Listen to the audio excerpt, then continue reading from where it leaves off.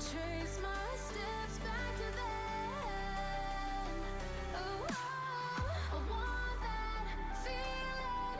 It's all that I needed to move on, to feel it. It's all that I needed.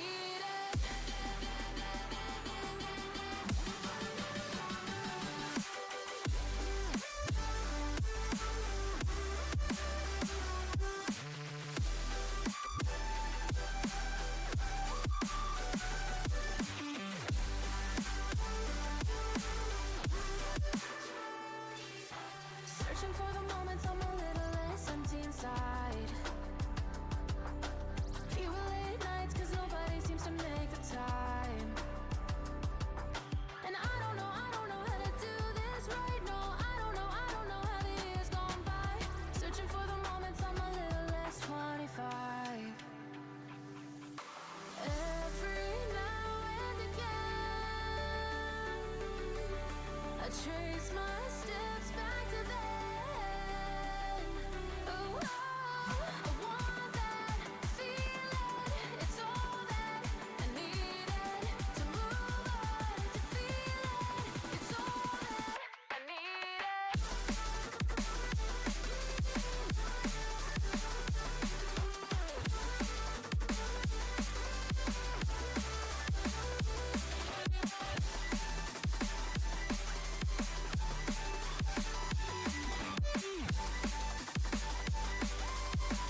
It's all that I needed.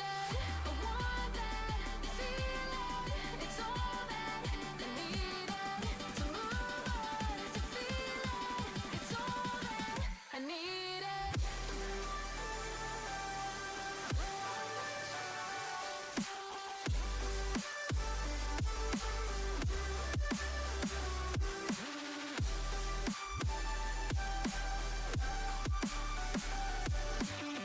To move on, to feel it. It's all that I needed. How the years go by, searching for the moments I'm a little less 25, a little less 25, a little less. Searching for the moments I'm a little less 20, a little less 25.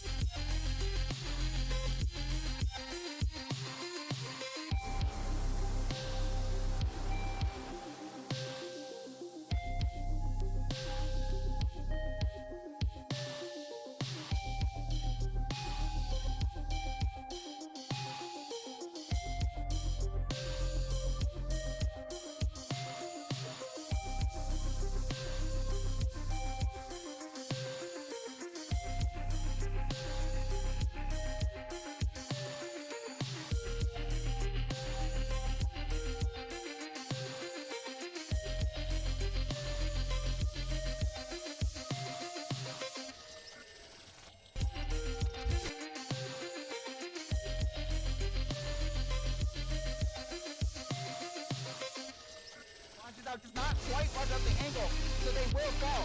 Levy Flash teleport in with no health. She does have Ganya's, however, which saves Aqua, but she will fall.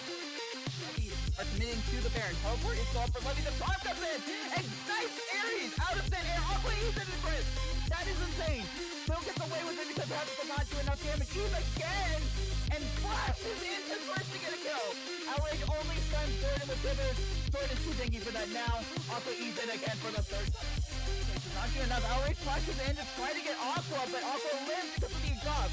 Now Chris is in trouble. Has the W, doesn't have the W because he used it to engage. Has the flash. Silent W is pretty good, but once it's down, Aqua and Golden will do a lot of damage. Duck goes down. Levy's in. No.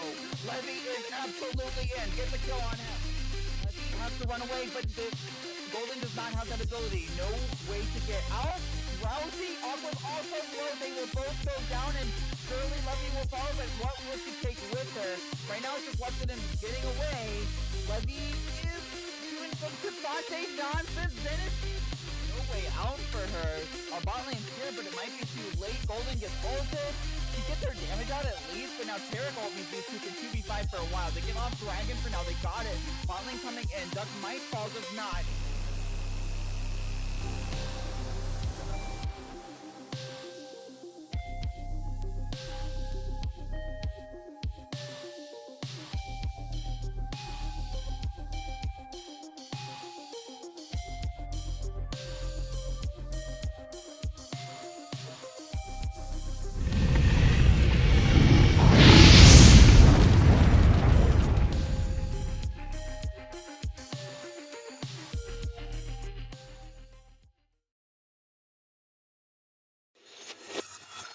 Alright guys, welcome to LXC season split 1 winter split week 7.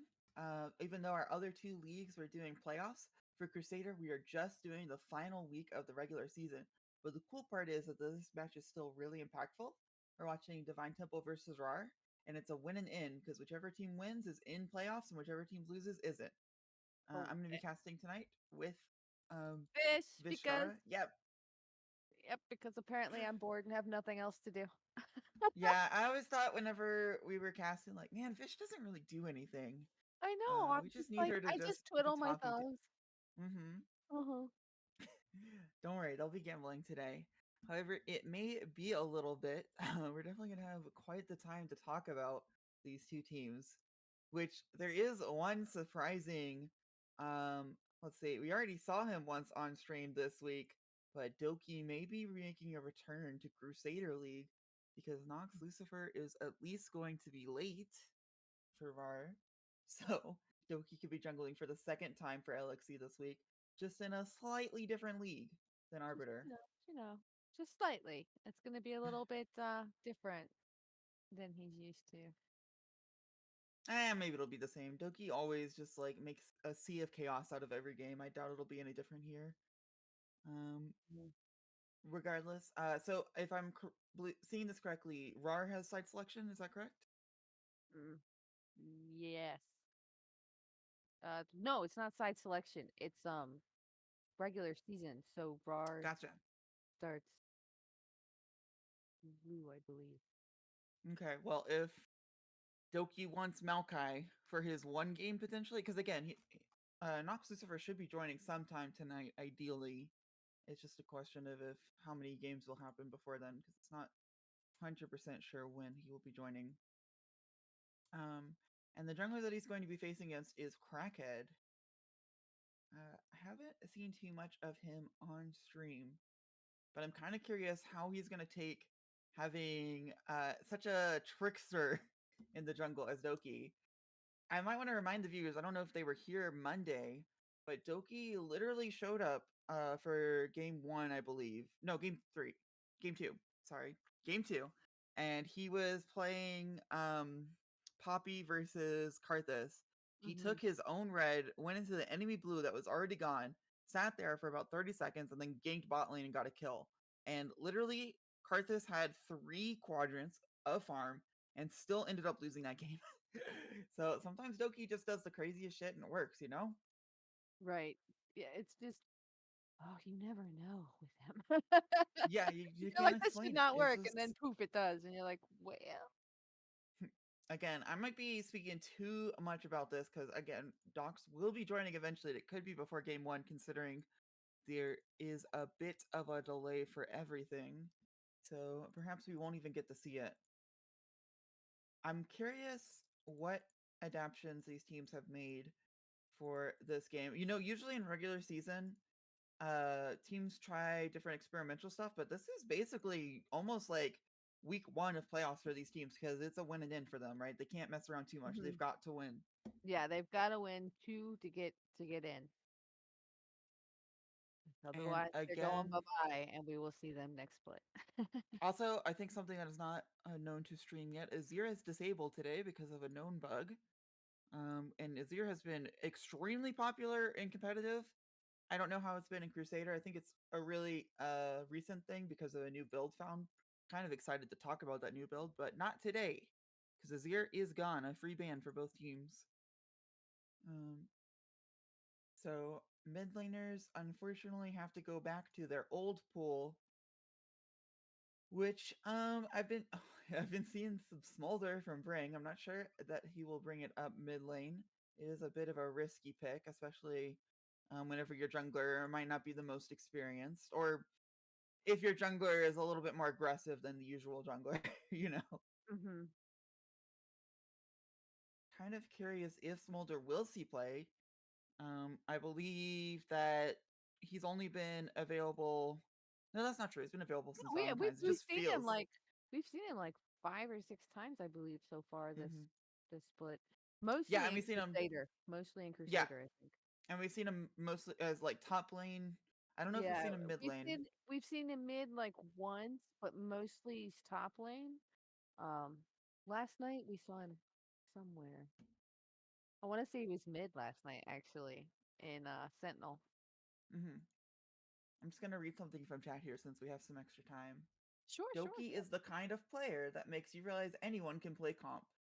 Um, No, anyone cannot play comp, actually.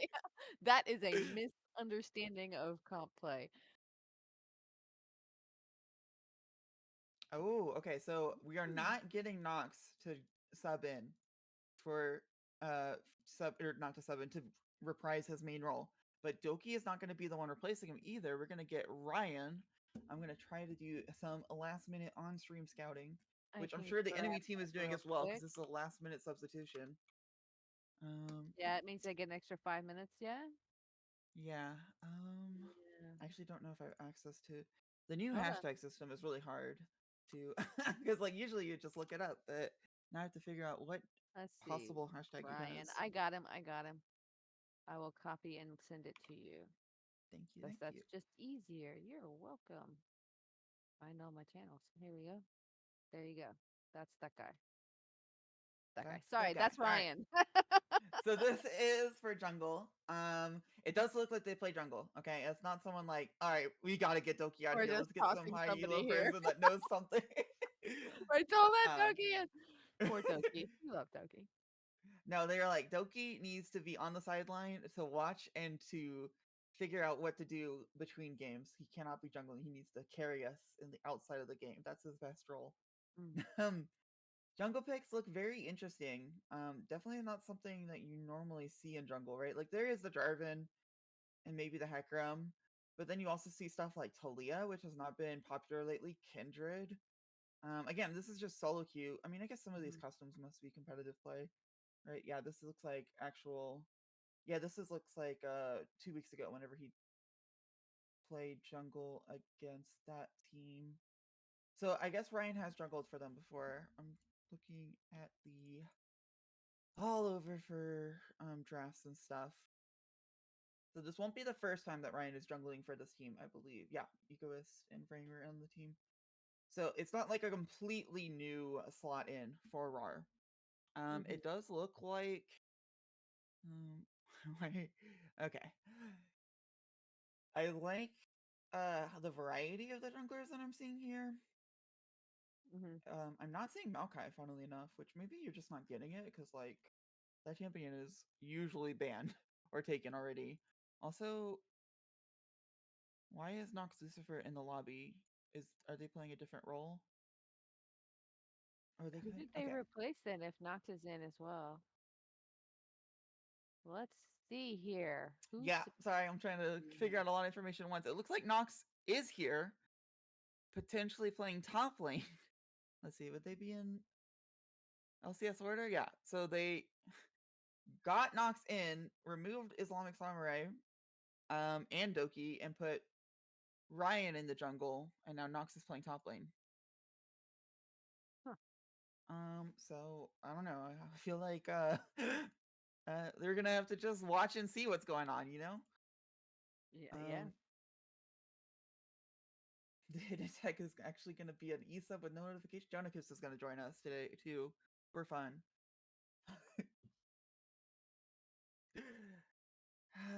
Okay, well, honestly, I feel like we kind of have to just start playing this by feel once we get into the draft. Mm-hmm. See Um, what's what. see what's Hopefully what, they'll get and see how into the that. teams and how the teams react to the new meta. I mean, they have to react to Azir being good, but then suddenly banned unexpectedly, and they have to react to Maokai being suddenly very high priority. Um, Mm. and all the other things that this meta has been shifting into. Yeah, and isn't there Uh, like a patch tomorrow that is gonna really mess with? I think it was Maokai. Is it Maokai? that Maybe was it was today. So Tree. yeah, Is that Maokai today? Oh, I has thought been. it was Thursday. I thought it was supposed to be Thursday. Well, I remember having to patch to get online. Let me check the patch notes in the official client. Yeah, patch notes came out yesterday. And I'm pretty sure it is live today. But yeah, if you Okay, look at okay. Maokai, he might not Yeah. be as high priority because his nerfs are a little annoying. But then again, Riot always likes to give little baby nerfs to see what's up, and sometimes it's just not enough. Especially since some of these are towards Maokai jungle, and Maokai has Mhm. been played in plenty of other roles. Yes. And his biggest strength in coordinated play that isn't true in solo queue is that he's a flex pick. I mean, he's a flex pick in solo queue as well, but it's not nearly as powerful as it is drafting. Um, anyways, I believe the draft is going to start somewhat soon. Hopefully, I'd like to see who's picking because this is gonna set the pace. I think for tonight. Hmm. Again, RAWR is blue side, Divine Temple, taking red side for game one. This will be a 3 block still because even though our other 2 leagues are in playoffs, this is still regular season. However, it is a win in, so getting those 2 wins will be crucial. And playing the third game will just be sad for the O2 team, just for bragging rights, I guess, or consolation. Do we know which team the winner of this will face in the playoffs yet? No, right now it's looking like Brad Foster, but they have games tonight, so the Yeah, entirety of that top half of the standings can change. So we gotcha. won't actually know specifics until after tonight. Right, but first of all, they gotta win the match tonight, no matter what. So, Yeah, yeah. um, once again, draft is start soon, and here we go. Kind of curious what you ban here with the free Azir ban. It's still gonna target Maokai, even on Mm. blue side.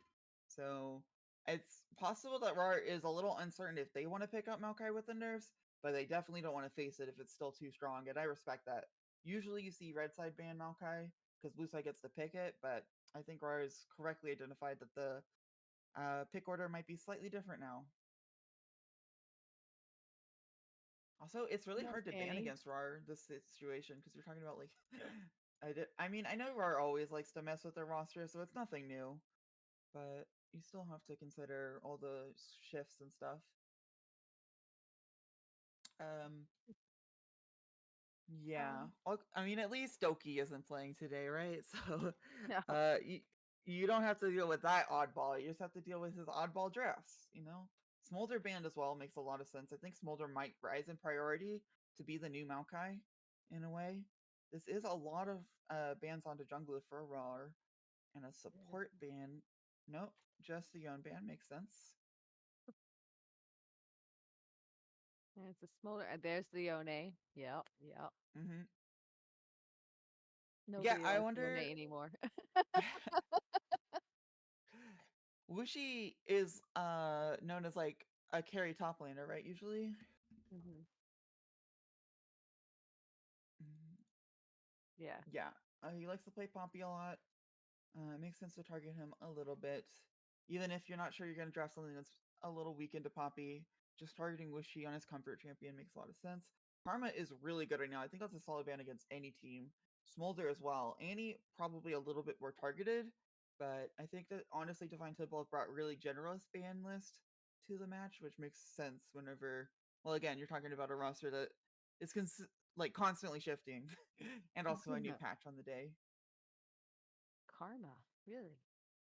Yeah, I'm curious what's going to be first pick here. Rek'Sai is not anywhere in my Rek'Sai. priority That list. would not have been something I thought of.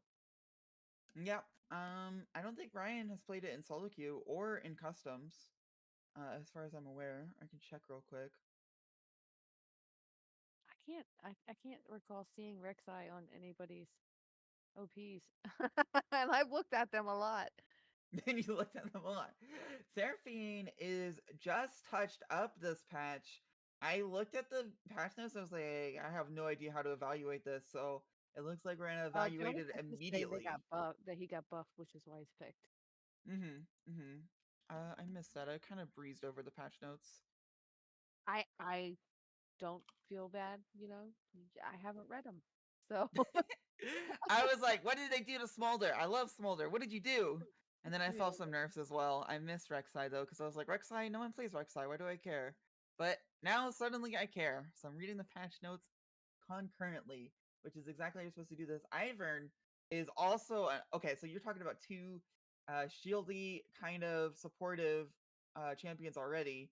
Seraphine, even in the 80 carry role, can kind of be somewhat in that vegan or not vegan really, but enchanter role. So I'm curious what carry they're gonna put all these shields on.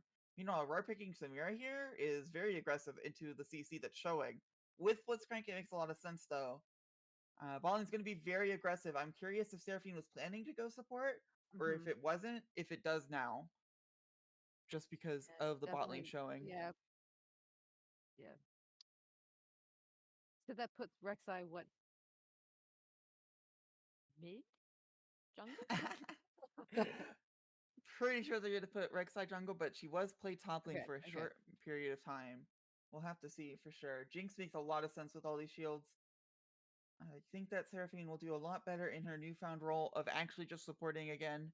You can still play her 80 carry, but I think it's going to be really comfortable playing Seraphine Ivern with a Hmm. Jinx instead of a Seraphine bot lane. Oh, they changed a lot of Rek'Sai. I should have read this more closely. Oh yeah. Yeah, I'm excited to see how Rek'Sai does now. It seems like a lot of random, not random, but like a lot of small buffs that may add up to a lot or may add up to nothing. But either way, I mean, I doubt that RAR has many games on Rek'Sai since the patch, so. Oh, we see a Darius fan on red side. So they think the Rek'Sai is jungle, not top lane. Actually, no, that's not true. Ryan played Darius jungle, so it's still a pretty broad ban as well. And obviously, you have to ban the There's top one. side of the map for Divine Temple, like or the solo lanes.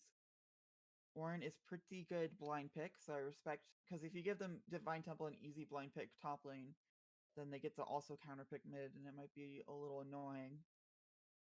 But right now, all of their damage is into Jinx, which usually is a pretty sure bet unless a jungler makes Jinx life's hell. I'm curious if they're gonna continue with that theme for their solo lanes. And again, it could be Seraphine mid, of course. It could be. I do think that might be a little too all in on Jinx. I'm expecting the Seraphine to go support, but it is respectable to play at mid. Volibear is an interesting ban, not something that I would expect to see with Ivern Volley and Bear Seraphine, but owned some stuff yesterday, so mhm. I'm not surprised to see him on the ban list tonight. Yeah, it's just like, would you really pick Volibear here with these three showing? Probably, but I don't think it's like the highest priority. Now, Probably Divine not. Temple does have to blind pick something here. It's probably top lane unless the Seraphine is mid. Um, so let's see. Mordekaiser means More. that I actually really like the Mordekaiser. Just like making the top lane a non-factor in the team fights, or like a different factor in the team fights, while you're still just playing this hyper carry on Jinx. Like, if Mhm. Rek'Sai tries to jump on Jinx, suddenly she can be gone. Or if there's some kind of CC element that can deal with Jinx, Mhm. it can be dealt with immediately. And the laning phase is really consistent for Mordekaiser, in my opinion. So it's a lot we My nerfed this patch. I lord. know she's been really broken lately, so I I kind of don't remember seeing her, but I'm sure she's on here somewhere, right? Surely they wouldn't leave You should Alawi even in her leave current that patch state. note up on your other screen. Yeah, I literally do. Alawi was not touched. I Silas. don't know if they touched her last patch Silas. and I forgot. Silas has a lot of good ultimates, but does it work with the overall theme? Yeah, it pretty much does. You're talking about lanes that are very volatile, all three of them really. So Rek'Sai kind of has her pick to So if choose where to go. Mort is her counter, then they picked her into her counter? Yeah. Is So that like a flex? The reason why Mord is considered a counter to Alawi is because whenever Alawi ults, Mordekaiser then just ults and all the tentacles disappear, I believe. Mm. Um, but you can kind of play around that as Alawi if you get far enough ahead, or you can just say Alawi will be um, stable enough that we can send Alawi top versus. Oh, Jace is really nice here. Send Alawi versus Mordekaiser anyways, and even though she can't 1v1 Mordekaiser, she can keep Mordekaiser away from the team fights. And I think that might be respectable. The Jace pick, I like it, but it definitely takes some guts. It adds some security to the double enchanter comp where it has another target other than just Jinx. Um, Mhm. and it works really well with like Seraphine ult, all the shields. But the laning phase again is very volatile, and I'm not sure that I'd want to play Jace into Silas specifically. It sounds a little bit like hell. But outside of laning phase, it seems great. Um, Ivern really kind of has to go bot lane, it feels like, or maybe mid. But Rek'Sai again just can go anywhere and be happy. Blitzcrank can't really leave bot lane, in my opinion. If you leave bot lane, Samira just starves, and Samira cannot starve for 2 seconds. Like, if you leave a Samira alone for about 20 seconds, she legally has the right to call the police on you as a bad support. So, um, Blitzcrank will be locked to the bot lane, in my opinion. But I am kind of curious where Ryan goes with this Rek'Sai and how Ivern plays in response to that. Mhm. But the team fights, I mean, I just really like Divine Temple's comp as a whole for team fights. So RAR really has to play through the laning phase or get some really good hooks. Uh, that's basically the setup that I'm seeing here, at least. Yeah, yeah. It's gonna be quite interesting. Oh, I like this brought up in the chat. So Mordekaiser ult would be very annoying for Jinx to deal with. However, Mordekaiser is on her team. But there is a Silas for RAR. So suddenly, Jinx can get Mordekaiser ulted, and no amount of Seraphine and Ivan Peel will deal with that. And being trapped with a Mordekaiser 1v1 is scary as a need to carry. Being trapped with a Silas is almost like 10 times worse. So every other team fighter, so there is a real risk that Jinx could be suddenly taken out of the fight, and suddenly you're relying only on Jace damage. And Jinx literally is alone versus an assassin, which is her worst nightmare. So look out for that. I think Vrang taking Mordekaiser ult will be a key play in many of these team fights. Yes. I mean, just imagine Okay. a Mordekaiser that can not only ult you, but also can use multiple dashes to get close enough to ult you. I mean, Silas honestly makes a lot of sense into the Mordekaiser Jinx. I don't know if that was intentional or if that's something that's going to be intentionally brought into play, but it'll work pretty well in my opinion. Okay, so we basically know how they're gonna be setting up their teams. So Wait, actually, predictions are live. yeah. Do we know how Mord ult with works with Silas ult? Because I know in arena, if two Mords ult, they all end up in the same arena. It works that way with Silas as well, right? Where like if Silas ults Jinx, Mordekaiser can ult someone else, like the support, and then also protect Jinx. Am I operating on too many 5 head levels right now? I I don't understand what happens, I don't. honestly. You're sadly And it's you're gonna asking be the wrong caster. I have no also, idea. it's going to be impossible to tell from a spectator point of view because the way Mordekaiser ult looks in spectator is not ideal in my opinion. Actually, it's not that it's not ideal. I think it's the best that it can be. It's just really hard to describe what's going on. Oh Yeah. my goodness. Um, Either way, we will have to see how it goes whenever we return from a quick break. So strap in, get ready for game one of this win and in of RAWR versus Divine Temple. Yep.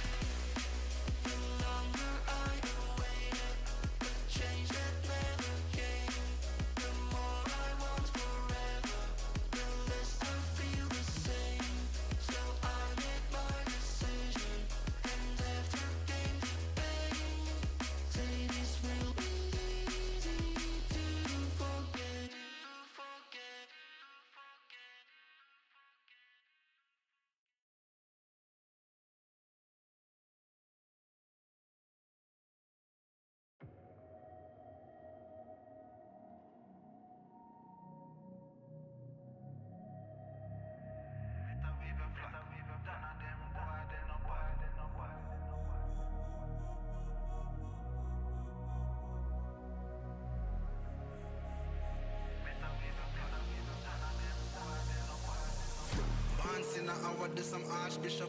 Been a school them from when me in a khaki shot.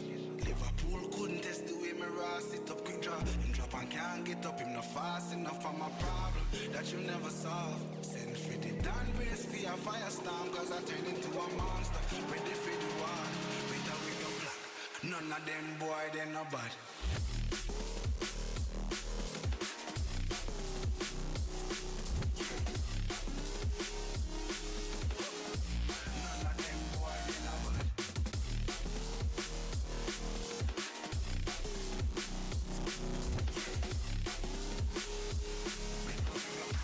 None of them boy, they no bad. Back pants in our to some archbishop. Them no bad. School them from me in a khaki shop. Them no bad. School couldn't test the way me raw sit up and drop. Drop and can't lift up, no fast enough for my bab that you never saw. Send for the brand race for your firestorm, cause I turn it to a monster. Ready for the war, break out with your phone. None of them boy, they no bad.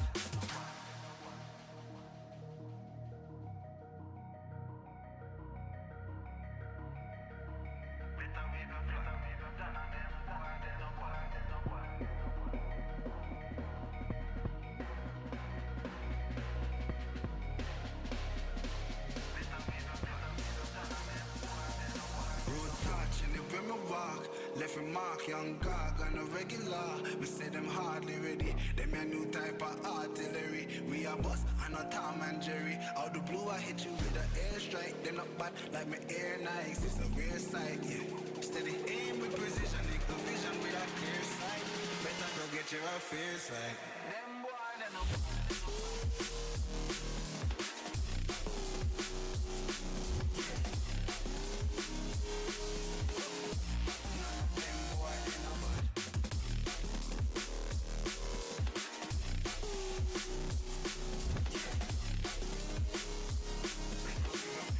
None of them boy, they no bad. Road back, live with my block. If you mark, them no bad. On a regular, we see them hard, them no bad. Me a new type of artillery. We a bust, and a Tom and Jerry. Out the blue,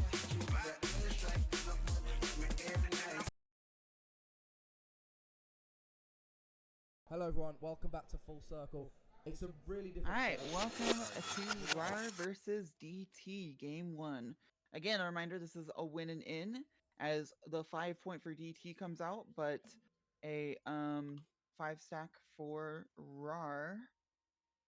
Not quite. Oh, yep. So they have Blitzcrank, and yet DT is not trying to counter invade or stack up. So if Jinx gets found, does not. Luckily places a ward, so everyone knows where each other are right now. And it'll just be a free 5 gold for RAR and a free 5 gold for Jinx. So really even trade. Yes. And it Not much gained from the level 1. Interesting. So no one will know where the other jungler is, essentially, which yeah, is pretty much. pretty powerful for Rek'Sai. Not so much for Ivern, I mean, obviously he has some nice early ganks, but he's not really going to Whooshi's be all as scary as Rek'Sai early. Yep, Wishy just sitting there, ready. He's like, Ninja, vanish. What's she gonna do? Who she thinks. That is correct. I I'm kind of curious how top lane goes. Kaiser is the counter to Alawi, but that's like a solo queue kind of. Oh, level 1 trade goes heavily in the favor of Ooh. Ring, but then FSG pushes back. This does mean that the minions will be pushing a little bit for Ring, I believe, just from the minion aggro. But luckily you're Jace, so you get to push even faster. And now there's 4 red minions and only 2 blue. One. One. Where's the oops, none. There's the push. Top lane things, classic. Level 2 push is kind of even pretty nice of Tonic to not speed it up too much, so that way they don't just get level 2 and have to crash the wave really quickly. But you are on a razor's edge where if Samir suddenly gets level 2 with Blitzcrank, you're in trouble. But they time it nicely. They might have to end up shoving this too early though. Minwave will not be Yeah, there they in time. don't. However, the route after the slow is really well done. It's a really nice use of Jinx And W into Rek'Sai is down towards Seraphine. bot. Yes. Blitzcrank, by the way, just took a bunch of minion damage, just started to set up this freeze. Honestly, I think that favors Tonic. Like, ideally, yes, you set up a nice freeze, but at the same time, if they had gotten the crash off, and, well, I guess it does keep them here for this gank. Flash in, flash out, but the pull is met, and now Jinx will definitely go down. It's just a question of what happens first. Slayer it gets a kill, and then Samira will get another one. Double kill for Samira. Ugh. Really nice crash from here from Wushi. And I was totally wrong to criticize that freeze. If you have the Rek'Sai there, Yeah. then making sure that the AD carry is just outside of tower range, like, is a perfect setup if Rek'Sai doesn't exist. But Ryan's there and is able to punish Tonic because of that freeze by Count Gapula. Wapula. Oh, this is a really interesting invade. It's really hard to get rid of an invade as Ivern because you can't really take the camps 50-50. But Blitzcrank isn't here yet. Flash forward from Seraphine is met with just a tunnel dive from Ryan. So really just get Seraphine's fly for free and annoys the hell out of Ivern. Meanwhile, Wushi. Whooshy. Nah, a little tough on this trade. You got a shield, but once that runs out, you can't really stay in this lane. And that is pushing out. FSG does not have mana, so Vrang walking up there makes this so hard for him. This wave is also pushing out. Yes, both Wishy and FSG have teleport, but backing and then teleporting in whenever your wave's pushing out is really hard. Now he has no mana. He's going to get a trade ignite, and FSG will go down after flashing. Oh, bye. Crackhead is not going to be able to do anything but prevent the crash. And honestly, Vrang doesn't have to crash here. He can just let the wave stay here. Be totally fine. Yeah, you just farm up. Happy as can be. Happy as can be. Top lane went a little bit differently. Wushi did not get greedy like FSG did. He let the wave freeze on for Alawi. So yes, he did lose minions, but he did not lose his life. So just a little different reaction to the exact same scenario. If your wave is pushing out, you don't have the resources to do anything about it, and you have TP. FSG is going to now get killed again. It's just a question if Crackhead can maybe delay it. Actually, FSG lives on 1 health because of Crackhead, and Ryan takes an extra tower shot, but the flash forward from Brang means that's a kill. Crackhead reaction flashes, but doesn't really do anything. I don't think that everyone has the really capability to actually kill anything, so Crackhead just kind of flashes out of like terror and protection of a dead mid laner. Crazy. Oh, and going in again because Crackhead can't push this out. So even though Frank has almost no mana, this should be a kill. Now the tower shot will get a kill back. But I think that Vrang is totally fine with that. Yes, he give a shutdown to Ivern. Don't really care. That's a lot of gold on Jace or on Silas over Jace. Meanwhile, Wuxi, Hopefully as I'm you can not. see, he was in a bad position, similar to FSG. But by just teleporting back, yes, he's down CS and in a weird position, but he's completely owning Nox Lucifer, is not taking the time to back and teleport back. Looks So like he's just in being that very situation, aggressive up there. yeah, you can see how FSG and Wuxi had the exact same bad scenario. Yes, Stranglers did intervene more in the mid lane, so it's not fair to say it's completely 1-to-1. But just the different reaction to the same bad scenario leads to two very different outcomes. Mm-hmm. Nice crash here. Maybe getting another plate. Samira is rolling for sure with 2 kills. Pretty happy with that. Now, because of this poor situation in bot lane, Crackhead has elected to take the grubs early, but that means that Mountain Drake is really open for Rek'Sai after this gank comes in and is going to kill Seraphine at least. And the hook means that Tonic's in trouble too. No flash, no heal. Will survive, but that means that they Too not close only to get the the Mountain tower. Drake, but they get the kill as well. Now, Crackhead does get at least the top camps for this, but if I am Divine Temple, I am not happy with my jungler getting grubs and top camp for a kill on a support and Mountain Dragon, one of the most important dragons this early in the game. Yeah, it's a lot to give up, especially only 6 minutes in. Yeah, I'm gonna push back on saying grubs are almost useless for DT and it's a bad focus because I believe that going for dragon would have been ill-fated, right? Your mid laner's behind and your bot lane is desperately behind. I don't know that it really would have been possible to commit enough there to really get the dragon.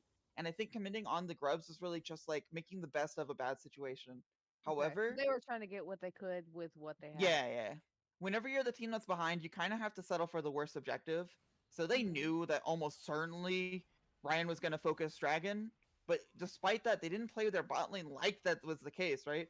So they Uh-huh. were willing to give up the Dragon, but they were not willing to give up bot lane pressure. And Sad Boy died for it, basically. He was a sad boy. And now Crackhead is going to be a sad boy because that is a Ivern Daisy before Crackhead could even get Daisy up. Not quite going to knock up. I don't think it's going to matter because Alawi's here. Varane gets a 4th kill of the game. Second one on to Crackhead. They really want that spot. Yeah. So, the only hope for DT, and I know it's like 8 minutes in, so saying the only hope is kind of defeatist, but like Mhm. it is looking pretty bad. Meanwhile, Ego's just going in 1v2 and does not give a crap. Like, literally, his support is a mile away, and he doesn't care. Just, I don't. What are you gonna do? Your Seraphine Jinx that's super behind. I will kill you, and they have to back off. Yeah, no, you're good, Super. Oh, that She makes has sense, to super. Yeah. explain. Yeah, we have to explain things to me because I don't fully understand everything. 'Cause they're I on just use it as paper, a point but because I find it interesting how different players think about grubs and dragon. But it is true that my point of view is definitely for the last 30 seconds rather than a holistic view of the overall, entire game, yeah. where Rek'Sai focused bot lane from the start and Crackhead more focused on getting farm. Meanwhile, Wuxi is coming in with Crackhead. Valley can do a lot of Oh, sick things, but Daisy makes it a lot harder. There should be a kill. Who's the go-to? It's gonna be Wuxi, which is right where they want it to Lucy, be. give it to you top later. That makes sense. Any That makes sense.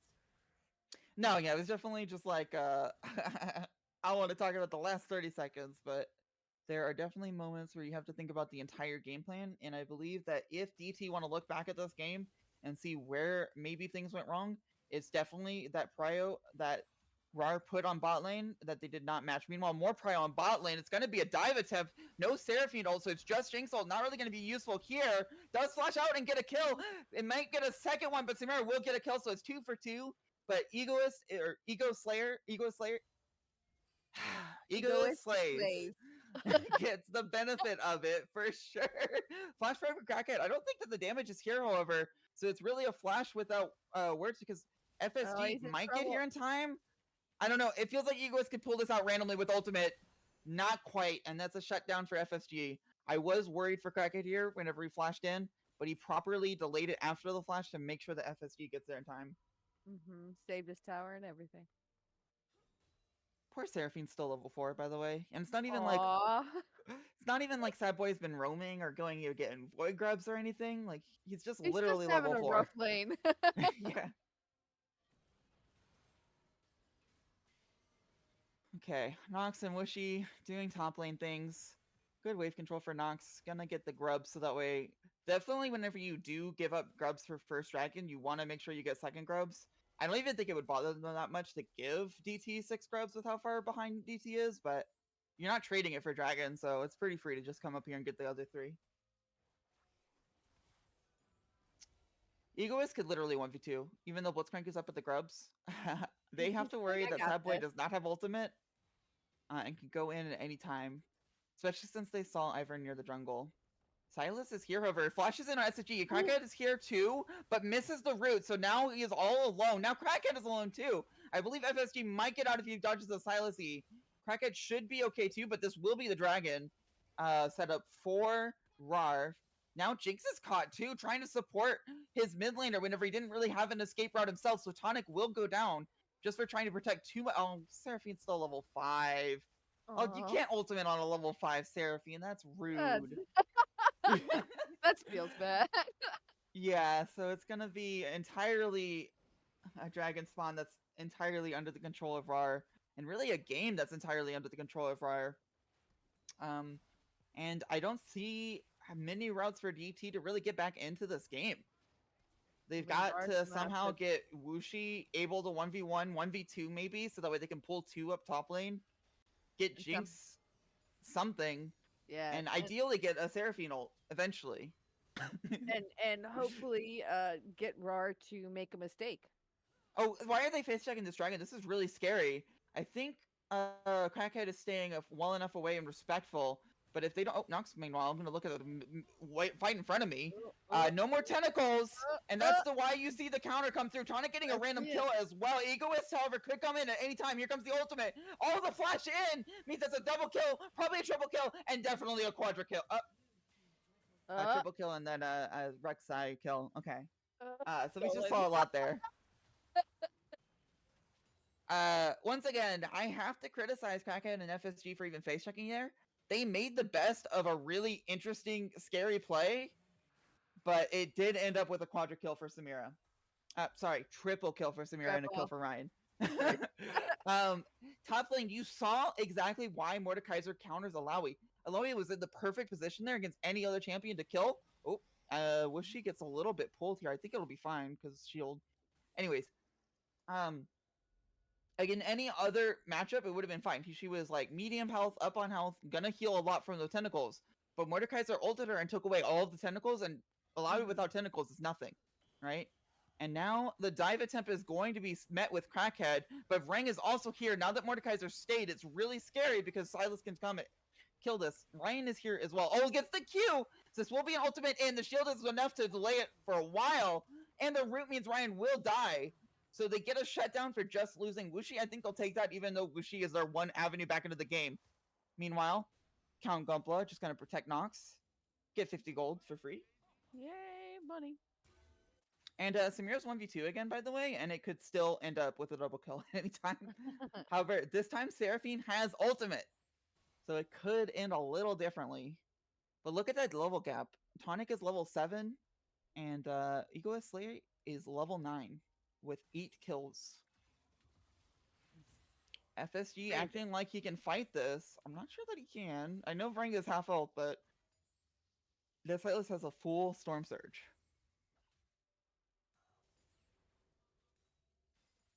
Okay, so can Egoist Slays make this 2v1 happen?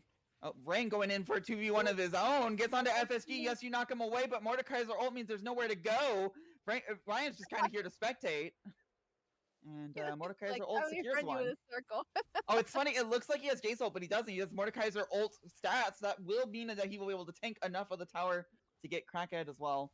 It really does look like he has Jace ult right now, but he does not. He has Mordekaiser's ult stats on Jace, which is the most confusing visual, but whatever. It's all good. It's all good. It worked. It did what they wanted. This top lane is the only thing that's at all close for DT. They've got to play through it somehow, and it's terrifying. I mean, you're talking about just a 3k gold lead, but a lot of that is on a Samira who will be unstoppable by anything but Wuxi, basically. And I don't even know if Wuxi wants to ultimate Ego Slays. Usually Mordekaiser is more than happy to ultimate an AD carry, but here comes the hook. Gets tonic again. Has flash, and the Seraphine ult will be effective. Doesn't get Ego Slays, however. So that will be a kill onto tonic, and maybe more. Does not decide to go in deeper, but now FSG wants to come in, and he's running into a Samira gunplay show. That's a double kill for her. And then a weather pull onto Crackhead. I think that he has the shields enough and the CC enough that Egoist will not go in on that. But really nice hex slash from Count Gumpla to get a kill or two for Samira. Wapula. Oh, Ryan? Just call him Count. Just call him Count. Make it easy on Yeah. yourself. I don't know where I got Gumpla from. Gumpla from. I'm just gonna call him Count. That's a good idea. A very long name, and it's difficult to say sometimes. I understand. Count Alright, Wuxi, your entire job is to somehow win against Nox Lucifer and then make that the entire game. Here comes the counter again. Ultimates Alawi after she ults, so there are no tentacles anymore in the field, and then Nox laughs, and Wushi's counter is over. Dun, dun, dun. Jinx trying to pick out the leftovers of bot lane without a tower. This Rift Herald is almost certainly going to go to RAWR. I don't think that they're going to launch a counter-offensive. However, the dual lane is going back bot lane to RAWR. So maybe there's a window. They're not sure if RAWR is on it right now. They're actually sending Jinx ult to check. So they don't even know that RAWR is setting up for the dragon side.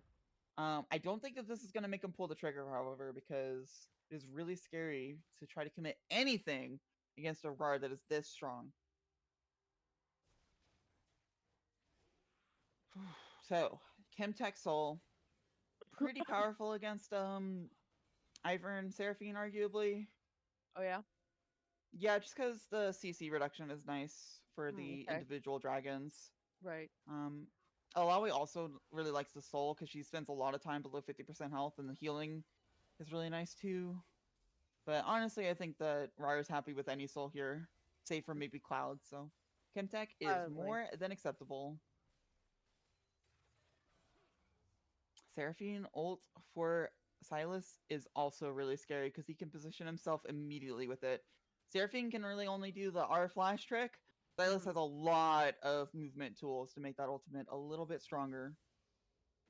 Meanwhile, this fight, once again, Mordekaiser doesn't have ult, so there's not going to be the counterplay here. Here comes the ultimate from Nox Lucifer, in which she's just going to do the counterplay of walking away.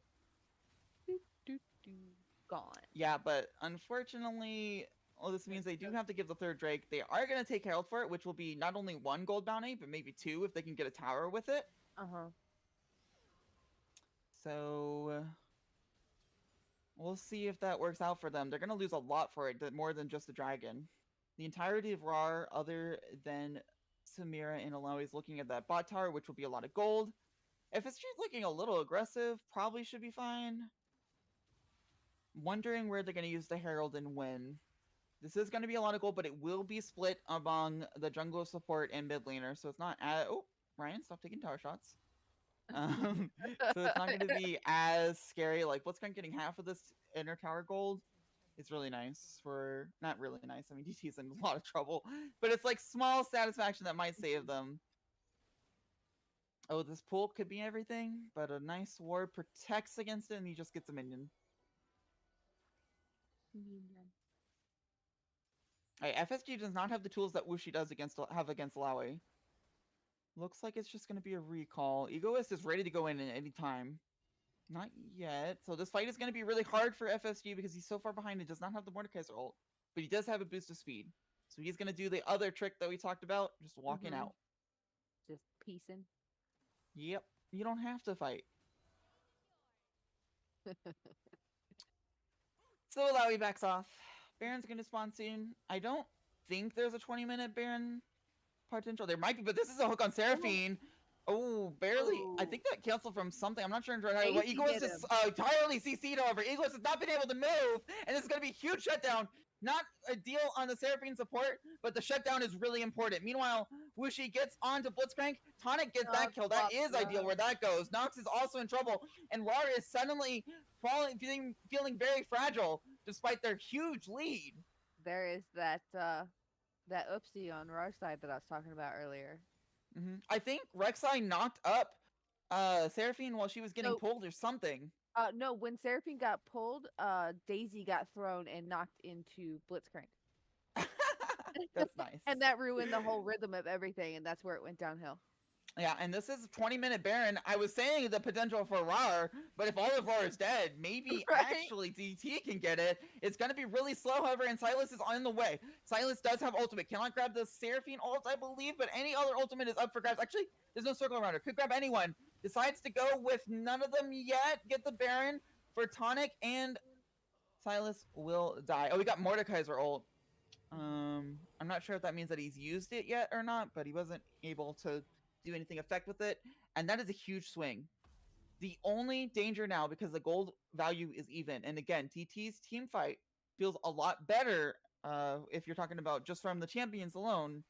The only danger is now if RAWR can get the 4th dragon. Yeah. Or if Samir is just like too far snowballed that it doesn't matter that you're even in gold. Jinx is just down too much. Because again, even though Jinx got a lot of gold there, Seraphine got the shutdown. And Yeah. Samira has Infinity Edge, Collector, and most of that lifesteal shield item, Shield Bow, compared to just Kraken Slayer and most of Infinity Edge. Maybe we'll be seeing Divine Temple do a little bit of focus fire on Samira next team fight. I mean, I was just Egoist It's getting gold, CC too. locked for 10 years. Can't really do anything on Samira if you can't even shoot your gun, so. Oh, our producer is on crack. You know you love him. I do. But supports don't need kill gold. Oh, the flash in from Ryan. This is just a 1v1 of jungler versus mid, but others are coming. It might not matter though. You delay with the Rek'Sai ult, but FSG does get the kill. Redemption from Sadboy is really good. Not Sadboy, from Ivern. I totally missed that it was not the support with that. It was And crackhead. that was just Ryan trying to delay for the rest of his team, but being a little over ego. Yeah, crackhead with the redemption. Really nice to see a crackhead get redemption. Right? It's Everyone always good for deserves it. crackheads. Every crackhead needs that little bit of light in their life. Meanwhile, this fight is just over vision, but Dragon spawns in 30 seconds, and it is Soul. Count is half health, and now Mordekaiser's teleporting in. There's no teleport from Malawi, so Count will go down. And there's no way that RAWR will just win this fight and get the Soul, so they have to go for a steal. Egoist is stunned, rooted, exhausted, and probably very frustrated. I told you they were gonna gang up on him. Yeah, imagine going from 10 kills to dying 2 times in a row from CC. Definitely a very normal Samira feeling that they probably are not the best at dealing with. A lot of big feelings for one poor little AD carry. So Vrang is in position to try to seal, but the jungler is not. So pretty clear that DT gets this dragon. Vrang might try to get a kill, might die in the process. Rooted, charmed, rooted again! Oh! And but she's on a rampage. She's on a rampage. Yeah, it's not just Samira that can get CC locked. Everyone gets to feel completely out of control. Where's Cleanse? Oh, FSG? Just Super, kills you don't want to go to bed. We still got 2 games after this. Where did the Lolly go? She disappeared on my screen. She is, I don't know. She just disappeared. Oh, there she is. I don't even see her at the shop. No, she's dead. Wushi, or not Okay, Wushi, FSG is okay. dancing on her. Okay. Oh man. No. Okay. Super. Nothing is up for a little bit. Baron up in 2.5 minutes. Chemtech Soul up in 4 minutes. 4-minute countdown. That's So gonna it's be a really fun going to fight. be about this top tower is the last outer tower on the map. And just wave push and scaling and blitzcrank cooks. Blitzcrank cooks. But Blitz, you gotta watch out for that Daisy. Totally messed up your poll last time. Bring us in position to maybe do something, but the vision plant gives Crackhead the exact vision of where he needs to go to be fine. And Samira is up pretty far. I don't think that Crackhead wants to flash on it because obviously the wind wall. But it is a little scary. Speaking of which, Wushi is up alone. It is Mordekaiser, so he has a lot of options. Silas ult, Seraphine ult. And now it doesn't matter who you are. You're very dead. Very dead. Yeah, Egoist is trying to go onto Crackhead. There's probably not enough. Oh, the slow and Daisy knockup means that definitely Egoist is going to die too. And it just looks like the two carries for both teams do not respect the CC. Do not. Gotta watch out for that guy. All right. Team turret So has been destroyed. next team fight's probably not going to be for a little bit. I doubt the Baron is going to die on spawn. Although I said that last time, and then DT ended up killing it. Jace, Nox watch is out. just pushing alone. No one's here to follow up on Crackhead, but he could go for the delaying strategy. Allowing will kill you pretty quickly, though. Seraphine is here in the ultimate. Jinx is here, but Vrang is here, and that's a big rocket coming ready to Tonic face. Not before the CC! The CC locks means there's no rocket, and both of them will go down. And you can tell that Vrang was just mashing R over and over again, but it doesn't matter because rooted, stunned, exhausted, killed. Killed. Mm-hmm. Yep.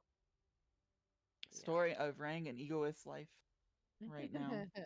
They want to ban exhaust next game, not champions. It's not fair. Okay, so Baron spawn soon. I don't think DT are going to turn this into a Baron attempt. They probably will try to put priority on the dragon again.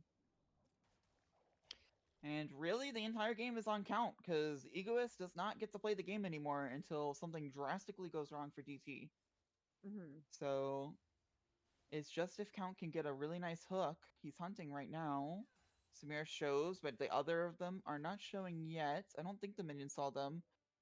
So will the hook go anyone? No, just short of Tonic, who doesn't have flash, so that probably would have been a kill into Baron. But Tonic was just a little too far away. The root also meant that Count could not flash into that hook. So arguably Crack saved it there. The teleport coming in to maybe try to force a fight, and then Baron. Daisy v Daisy fight right now. Well, Daisy v Ivern and Daisy v the rest of the team.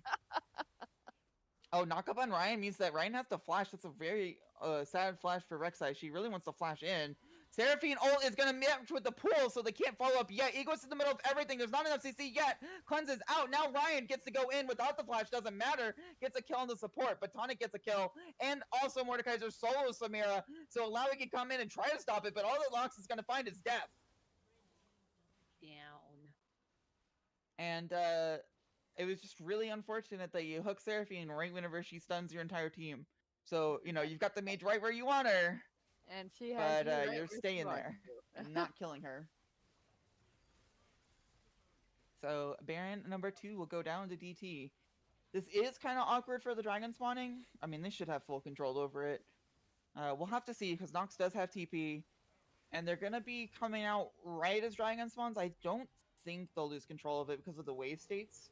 So it'd be very ballsy of RAWR to just run out and try to get this dragon, or go for a fight against a Baron team. So we'll see.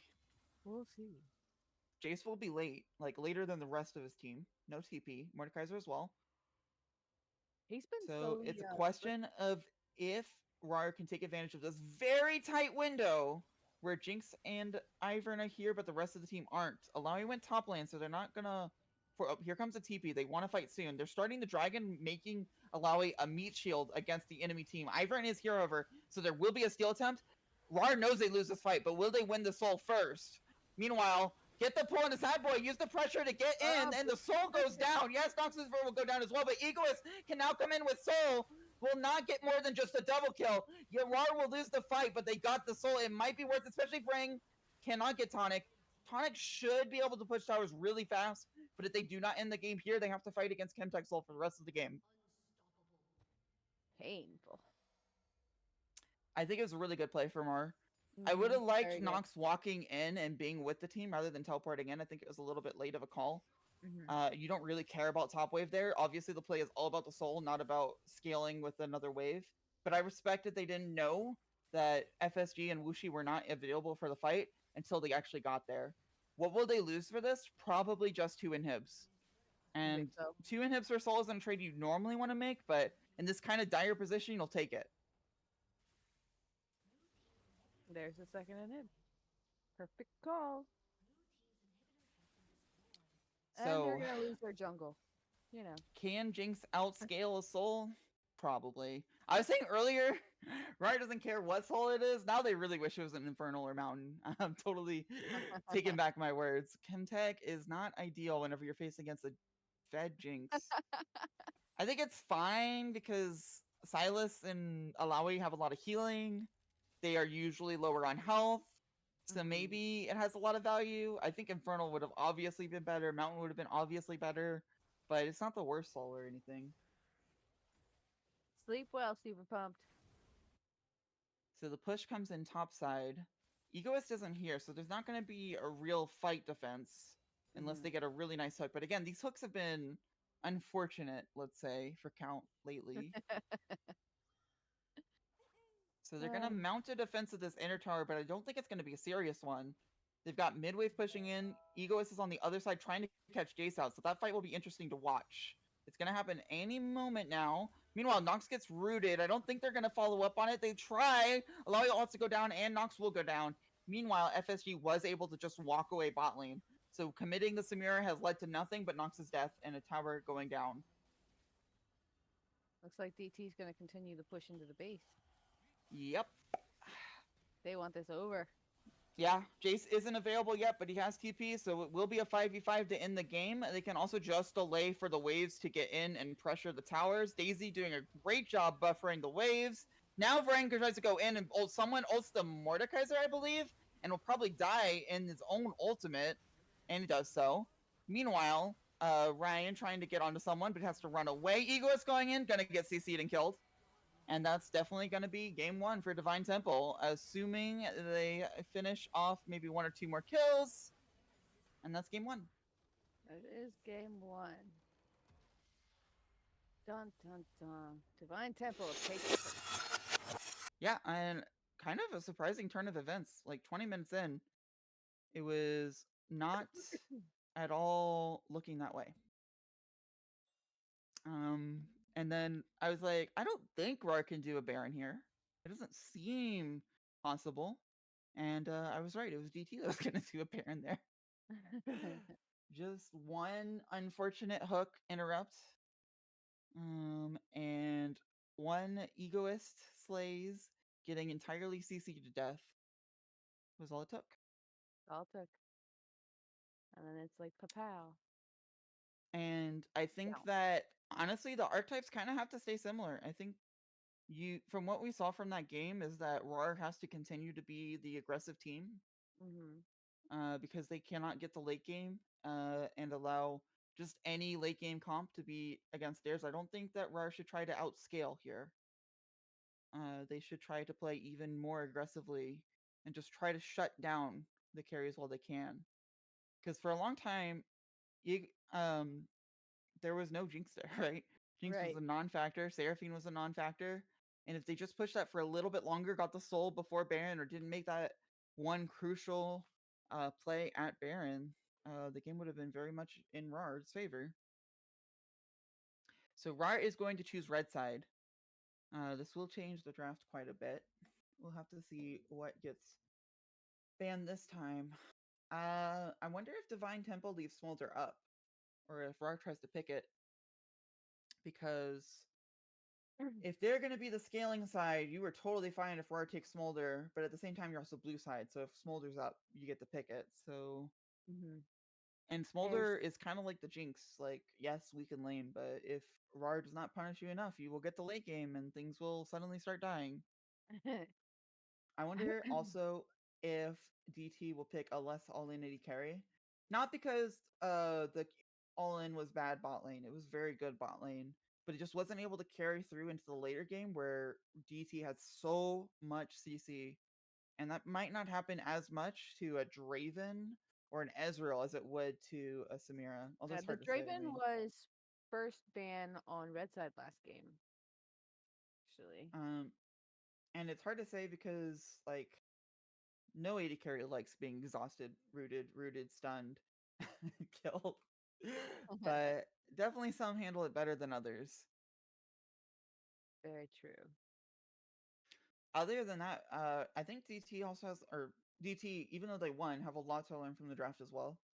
They need Mhm. to refocus their bans. I actually most of their bans are right in the right spot, except for maybe Smolder. And there's an argument that Smolder is so strong that you need to ban it anyways, even if idealistically RAR wants to be the aggro side. But maybe refocus some of their bans towards even more aggressive champions that RAR might try to pick up this game. And maybe leave Smolder up because I think Smolder would fit right in where that Jinx is. Could be wrong. I just heard the most horrifying words into my headset. I'm not going to reveal them yet because it might just be a bait. This could be a man just here to spectate. Maybe give a little, you know, pep talk to his team. Maybe. Gonna keep you guys onto that one. So for the bans, I think RAR is the one that obviously has to change things. They're gonna be Yeah. red side, so they can't really leave the prio picks open. I really doubt they want to leave Smolder up. I doubt they want to leave Maokai up, although maybe they believe it's definitely would nerfed not enough. leave Smolder.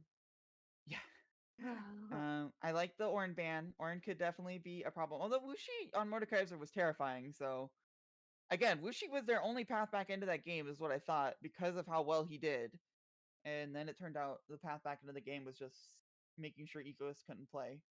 But still, Wuxi did quite well for himself on Mordekaiser. So you kind of have to keep the Poppy ban and then consider adding the Mordekaiser ban or changing the Alawi to something that can deal a little bit better with it, because we did see that despite RAR's lead, Nox was not able to handle the Mordekaiser. It looks like we are gonna at least get some position swaps for RAR. Just not entirely ready to commit to what they have showing right now because it makes no sense. Again, this is a win and in. If DT win this next game, we will play the third game for posterity.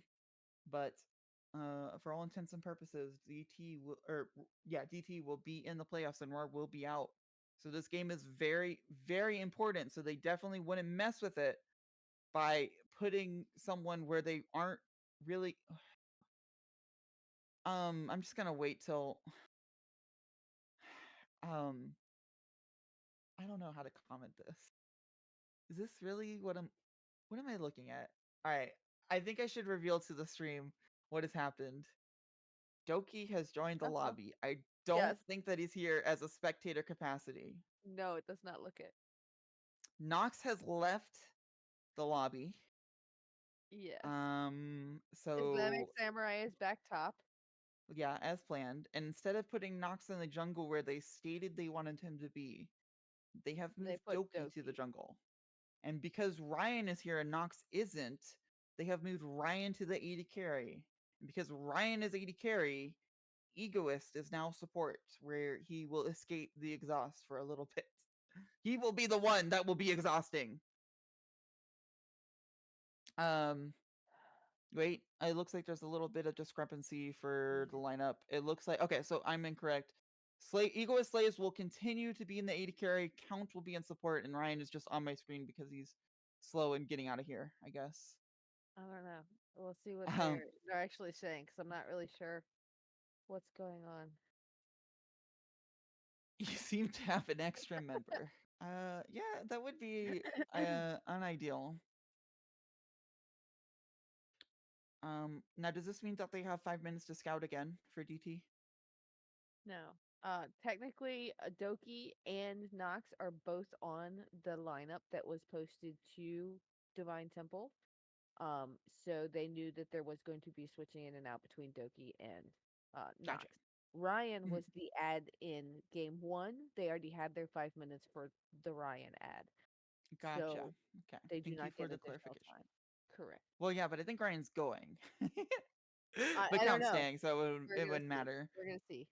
I 'Cause I don't see Count in here. is this a team implosion that I'm watching live, or It does might RAR be. really, I don't know. or does Doki just have so little faith in his team by themselves that he's like, all right, let me walk in.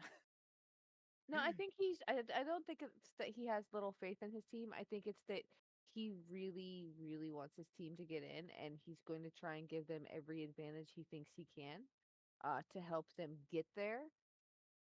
So I think that's what it is versus he doesn't believe that his team can do it. Okay. I believe that 10 more minutes has been called, which would not be exactly from the extra scouting time, just I guess That'll technical be, issue. I guess, that'll be on our producer to yay or nay that uh request of extra time. Either way, I kind of want to let this sit for a second. So why don't we just let you get back to supporting and take a little bit of a break? We might be back in 10 minutes, might be less for a draft. I don't know what's going on. We're going to have to unpack it after the break. So we'll see you in a little bit. Yeah, we have to figure out what's going on with these guys. Um, but we will see you in a few with draft. Yay!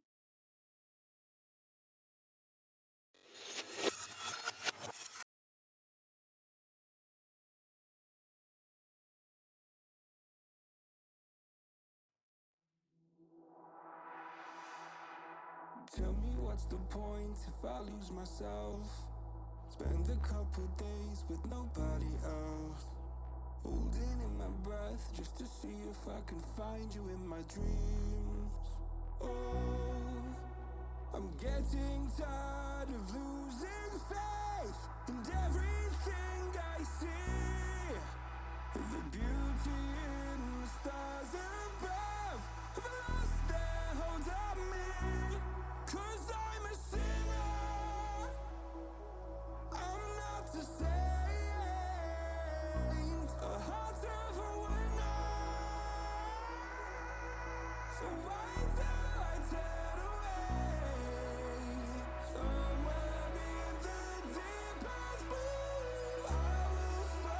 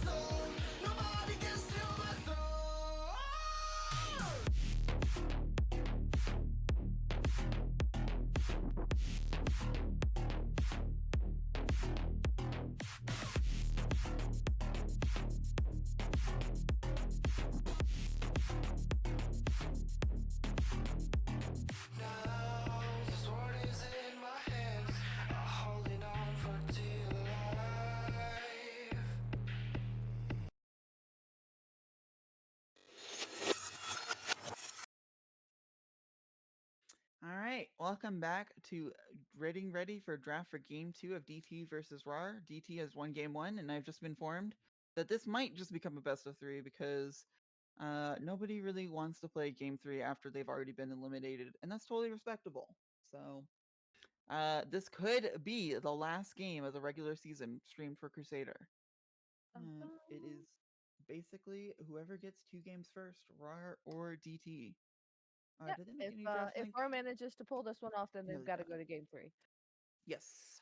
So And so to be clear, I'm pretty sure this is LCS order because they've had 10 minutes or 5 minutes to really fix it. Egoist is support and will not be getting exhausted very much this game. He will be the one Yo. sending out the exhaust. Ryan is AD carry. So move in their jungler from. I'm sorry. So just to be clear, they got someone else to be their top laner. They moved Doki to be their jungler. They got their. Wait, was this. Did Well, Islamic play Islamic this Samurai last was game? originally supposed to be their top laner for game 1. He was Right. actually supposed to already be there. Right. It's the jungler. Right. Yeah. So they got Islamic in the top lane. Doki in the jungle, Ring mid lane again, the only person still playing the same role. Ryan from jungle to AD carry, and Egos from AD carry to support. A little absurd. Bans are the same so far, by the way. I like the Poppy ban still. Smolder ban, honestly, whatever. It's fine. I don't, not wanting to play against Smolder is totally respectable, especially if you pick Smolder here and you have to face the mirror, it's a little bit even harder than facing it as Jinx. So I don't think it's still worse to ban it, even though I said it could be updated. It could be But bad. like DT won the game and they won it pretty comfortably. Like maybe they just have such confidence that I don't they know that it was very comfortably until the very end, because at the start, I mean, it did look like RAR was going to be taking that game. My only point is that like it showed that at some point they were going to turn the corner. It's just a question of if it was going to be before the game was over. And Mhm. considering they did it at 20 minutes, they probably could have waited a little bit longer and still done the same exact thing because the game still had plenty of time to go at 20 minutes. It's just maybe they had to turn the corner against Chemtexel. So True. but yeah, it definitely did not look like comfortable for the first 20 minutes for It sure. did not. It But did not. sometimes the strength of these scaling comps is that they look uncomfortable for so long and then immediately it's just over. Like after 20 minutes, they did not blink. They did not struggle to close it out. It was not close. It was not a tug of war. They were like at the brink with their tugging of the rope, and then they just wham, completely pulled the game back into their favor. Oh, Maokai is still open.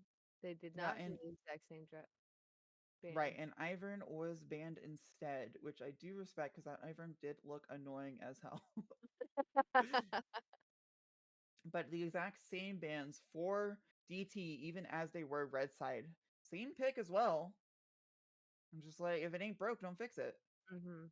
But Seraphine will have to be matched with a different enchanter in the jungle, which doesn't really exist, or some different kind of style in the jungle. So it's not clear that you can pick Jinx again with only just Seraphine for support. I mean, I've seen it. It's doable. Oh It's yeah, just, Jinx is still it's totally just fine. It's just it can be dangerous depending on who the mid laner and jungle is for your team, but you know, it's really reliant on your jungler, I think. so Sivir is a champion that does much better against exhaust. Briar is not, for sure.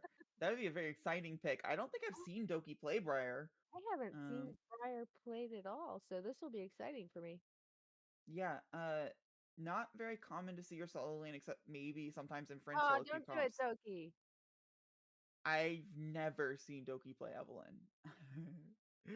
This is Are you very just hiding interesting. your jacks? Are you hiding your jack? What? Kane. Okay, I should stop commenting on the picks before they get locked in. You can wait till they're locked in. That's right. Right. Kane Sivir. It looks like a. I mean, you can't really compare to Rar's previous comp because they're not the same player. He They're not. shifted everyone. The only one playing the same role is Ring, literally. Like, so it really is like bringing a new team and like almost as if they get to scout on Divine Temple and then bring a new strategy with new players without the pitfalls of the last game. Hecarim is an entirely different jungler than Ivern, that's for sure. Mm, Um, it works really well with enchanters though. I wonder if they're going to pick up a mid lane enchanter. Karma is banned by themselves, but there's still other options. let's see. Who we getting? Who we picking? Mm-hmm. Senna got nerfed this Senna? patch, but it probably is still pretty good with Seraphine. Not locked in. Yeah, but Not DT locked doesn't in. do it like that. RAR is the only one that will play with my emotions. Oh no. So. Your emotion. So Senna Seraphine, quite the different comp from Jinx Seraphine. Honestly, plays completely different, especially since you can have the Seraphine pick up a lot of gold from farming, and Uh-huh. it'll be a lot more powerful than just a Seraphine who happened to get a shutdown. Silas picked up again. I like it here still, not as much. There's not as many ultimates to steal, Mm-hmm. but Frank did fine on it. So He did. He wait, did. yeah, Frank, yeah. Yeah, Frank I'm did pretty fine sure. on it, Yeah. and it's the one player that was doing. I mean, you might as well keep the one champion the same as the one player that's in the same role. So All right. Mord is not making his return. now they played with No, your no. emotions again. Yes, they did. They did. Aaron. Now it's RAR that gets to choose which lane is blind pick, which lane is counter pick for the solo lanes. So obviously they've Mhm. picked Silas, so it's really going to be There's the top lane that's Darius. going to be counter pick. If they do ban Mordekaiser, Alawi is an option. Maybe if Islamic Samurai can pull it off as much as I don't even remember who the top laner was. It was I already forgot. This is bad. There's just too many players. It was not Ryan. It was Nox. Nox. No offense, Nox. It's not that I forgot you. It's that there are too many names jumbled around in every single role, every single time Rar's ever on screen. So they could pick Alawi here. They don't ban Mordekaiser though, so they might be going to the same matchup. But again, Islamic is a different player than Nox. Maokai ban is interesting because it would be a supporter top lane, so it is no longer Master Tip. available. Oh, slays. We So love you. now the question is, what do you pick into the Seraphine Senna as support? You want to be aggressive usually. Zach pick. There's the Zach. Right? How does Rar always confuse me with their No, pick? Zach is going to Doki. Straight up. Probably. That's what it's Yeah. Uh-huh. Okay. Where's Kane going? top. Okay. Yeah, sure. Why not? Sure, why not? I mean, usually it's Zac top Kane jungle here, but you know what? I believe you. Doki would want to play the Zac, not the Kane. Right. How do you I even don't think pick I've into ever this as seen DT? Doki Kane, so. Right, that was very confusing, but I But was I've gonna seen roll him with play it. Zach And here's like Zac. all the time. Oh, Volibear. Volibear's gonna mess up some stuff. I do like Volibear. Whenever I mean, I don't know what matchup he's playing into. Just take something that's consistent. You know, maybe try to bully the laner that is on a weird champion like Kane top. Be tanky enough to not worry about it. And if it's Zac top, I don't know that matchup either, to be honest. Top lane confuses me. It My vexes me money. always. My money is definitely Zach Jungle All right. for sure. Syndra makes sense Cassandra. too into the Xylus. I actually like it a lot more than the Mhm. Jason to Silas. Obviously, FSG did fine on Jace, especially in the Mhm. matchup lane. I think like we saw him make a minor mistake that was completely punished by jungler Ryan, who is not the AD carry by the way, but was the jungler. We Mhm. saw the Jace completely punished by Ryan on jungle, and now you're talking about Zac jungle, so that's even multiplied even more. So I totally respect putting FSG on a safer mid laner than Jace and trying to punish the Silas a little bit more aggressively. And now we've got another top laner pick. What? Really? I don't know how What? I feel. Okay, Now I'm so confused. I maybe well, It's okay, okay. so Don't make your brain explode. It's all good. the one champion here that has ever usually played support is Silas, but that sounds really bad because Rang was the only person that you kept consistent, and Silas seemed really good. And Silas support was very niche in response only to a Mumu support, and I don't see it. I mean, it seems like it could do well into Seraphine Senna, but why would you take that away from your mid laner whenever none of your other mid laners make sense? I agree with you that Doki definitely is playing Zac. Zac could be support more than Renekton or Kane, but Ooh, we yeah. I like Siver's ADC, right? We're pretty sure about that, yeah, right? Sivir is ADC. Um, it could be Zac support, but then I don't know what Doki's playing. because it could be Doki's side. I mean, if you're just like nameplates off, who's playing what? It would be like Cypher's AD carry, Silas is support, or Zach is support, Kane is jungle. Oh god, my head hurts. We're just gonna have to update you with the results because I think We're gonna that let you know RAWR because has they're used. doing their live draft now. They're going into the first bands, and we'll let you know who's I gonna think live. RAWR has chosen a dartboard for their lanes, and we'll see how effective that is. I guess. Yeah. We do know what DT is picking, so I guess talk about that. I mean, Hecarim has a lot of nice lanes to gank for. You don't usually want to path towards the Senna, but Volibear and Syndra love gank pressure, especially from a carry like Hecarim. Hecarim can invade a lot because no matter what Syndra's against, she will bully it, even if it's a Sivir mid or something bullshit. So, that's not going to be a concern. Hecarim will be very happy here. We are going to get the top laner confirmed in about 10 seconds. It is Renekton Renekton. top. Okay. Okay. Okay, which makes sense. Like, oh, Renekton top. Oh, everyone gasped. It's Renekton top. Of course, that makes sense. But then you look at the other 4 champions and say, who's the support? I think I our don't know. producer is betting Kane now. Well, our producer is correct because Zach Well, just no, got locked on in mid for lane. Doki. I did call it So, Doki. I did call it Doki Zach. well, I mean, I just don't see Kane going mid lane against Syndra. That just sounds like a fucking disaster. I mean, obviously, all of it is a disaster, but.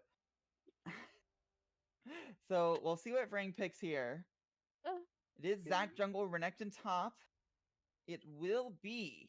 it will be drum roll. We need a I think drum roll RAWR just sound. realized they drafted 2 mid laners or something. Like, oh crap, we fucked up. Well, it's too late now. Wait, Too how did I late draft so many now. junglers? What's going Come on? on. Are you serious? They're not gonna pick? Really? Oh my god. Okay, we're gonna be delayed a little Did bit we by a yeah, did user error. Volley? Wait, no, Volley. wait. That has to be a glitch, right? Okay, so on my screen I see Volibear picked, Yeah. but Volibear can't be picked because Wuxi has already locked in Volibear, so it must be a visual bug on my side.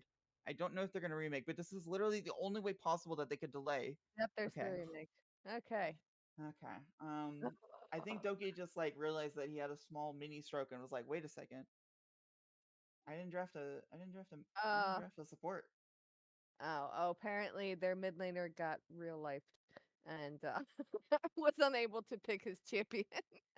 How did it lock in Volibear though? That's such an interesting I bug. do not know. I've never seen it do that. So I guess let's talk about what we do know, which was I already forgot. It was Renekton top Zach jungle. Yeah, So we know Renekton it's versus the next Volibear is a very classic matchup. I think Volibear will be fine, but Renekton obviously is the one applying pressure there. Zach jungle, classic for Doki. Do not expect him to farm that much. Do not expect the most. I mean, Zach already has the most absurd ganks. Doki just turns it up to 11. The level 1 might be a little bit weird if you've only been watching Crusader for LXC, because Doki usually isn't here. He But is telling not you from usually the here. other leagues, Doki likes to do creative level 1s. He does. Let's call it that. It's a good way to describe it for sure. Sorry Um, about the delay. I know we just had a 10-minute delay and then this, but yes. looks like okay, good, we're good. Two Volibears question mark. Okay, so I guess it wasn't just the spectators that saw that. Apparently Okay, good. It other was people in the us. game saw it too. I don't know what would have happened if the game went through. Like, would it really have given them both Volibear? When you remake, does it all usually show you what you picked before? Okay. No, but I'm sure Okay, it'll maybe fix so. itself really quickly. Okay. I'm sure that's just a visual. I'm certain that Riot would never have a At least major game making bug in their spectator or custom game client. right. I But at have least faith in we know them. what they're supposed to pick up to jungle Yeah. and FSG because we know I, FSG is I not do good find for us. the image of draft with bands and then two Volibears on opposite teams very hilarious. And it's slightly amusing. Okay, back to what we know. We know Sivir is going to have an untraditional lane with either Kane or what Silas Yeah, or Kane or Silas. Kane or Silas. They I mean, it's these gotta are be they. Silas mid, surely. No, don't mess with me. Okay, just lock it in, Doki. Okay. Sorry, they're just messing a little bit with the champ select. All right, Yeah, Vrang will walk in, assumedly not Volibear, but instead, in the next 20 seconds, he will show us that it's Silas mid, Silas. and that means it will be Kane support. which I've not Just seen like even in the most low elo of lobbies. So I don't know how it works, and we'll have to see. It congratulations sounds on your like console. it sounds really bad at the Seraphine Senna. I'm not gonna lie. Um, so they picked it in response to Seraphine. They didn't know about the Senna. I guess. I don't know. Uh, Uh, let's well, see. the point of the Kane support. Let me try to come think about it. Okay, so you get the orbs from 2 range champions in your It's lane, a right? speed blue. And then you become an assassin support with no gold, and then Soul is uh saying that it's the speed blue. sure, Blue yeah, cane. you get blue cane really fast, and then you have no gold. You're blue cane against a Seraphine that can keep you away, a Syndra, and two. I, okay, so you get speed blue, and then Ah, you get so to invade. Oh, maybe you invade with your Zac. Like Doki's like, you know what I need? I need a support that can come with me on these crazy invades. So you just leave Sivir alone, which is something you could do. Sivir can 1v2 pretty well into this. I mean, not mhm. well. He won't be happy. He'll probably be very upset. But it's not like Samira. You can leave him. And then you invade with the Kayn and the Zac, and you make Hecarim's life hell. And then if Hecarim's life is hell, he doesn't really scale. And then if Uh-huh. Hecarim doesn't scale, then the Senna and Seraphine don't get to play late game. If they don't get to play late game, maybe RAWR finds a victory. So this is a domino game. You're just Yeah, hoping you flick the correct domino to start the effect. yeah. And the correct Yeah. domino, I believe, is that you have a support that is absolutely the best support for coming with you into the enemy jungle. Not really. I mean, I guess like Leona would probably be better, but like has the best ability to like even if the wave is in the middle of the lane, Kane can just walk past the enemy bot lane, E through a wall, Q over, and be there before anyone else. And it does match Doki's, lifestyle of just living weirdly. So we're really gonna have to see. I think we're gonna see a really unique level 1, a really unique level 3, and have to track how Kane does and where he goes specifically. It does seem like he's gonna roam a lot. And regardless of all that, we're gonna see that after a short break. So we will return with this insane game matchup.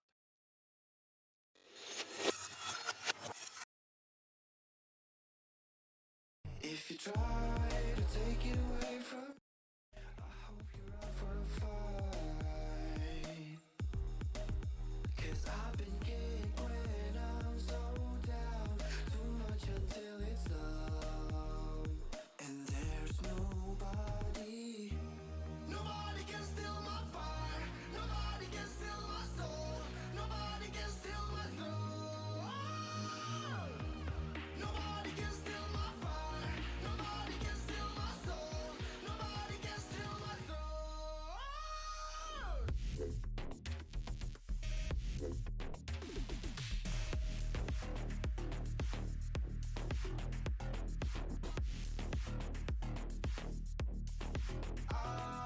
Holding on my life till the very last breath. Got me feeling fucked up. See the floors are red, but now I know that I'm safe in a place called home.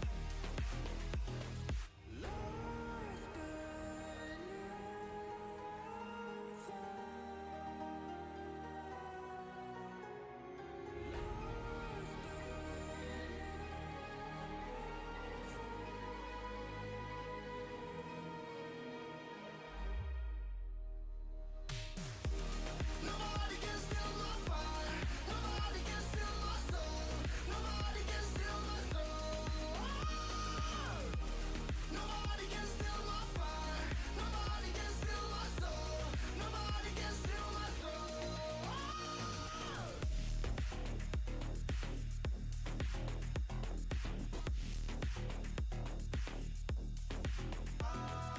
Holding on my life till the very last breath. Got me feeling fucked up. See the floors are red, but now I know that I'm safe in a place called home.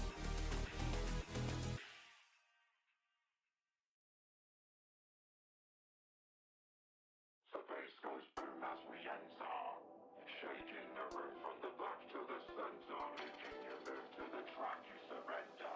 Body scrunching your face closed up. Boom as we enter, shaking the room from the back to the center, making you move to the track you surrender. Body scrunching your face closed up. The bass goes boom as we enter.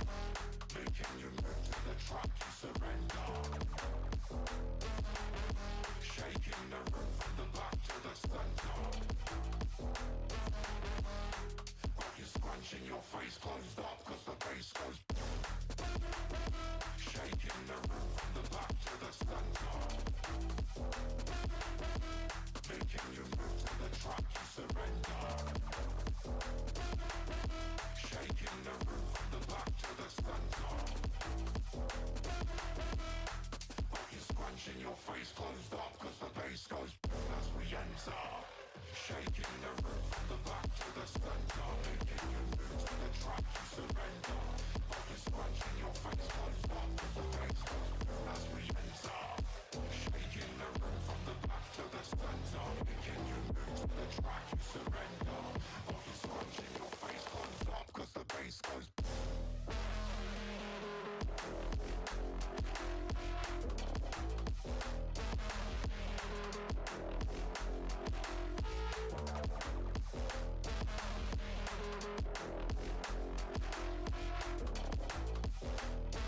You scrunching your face closed up cause the bass goes.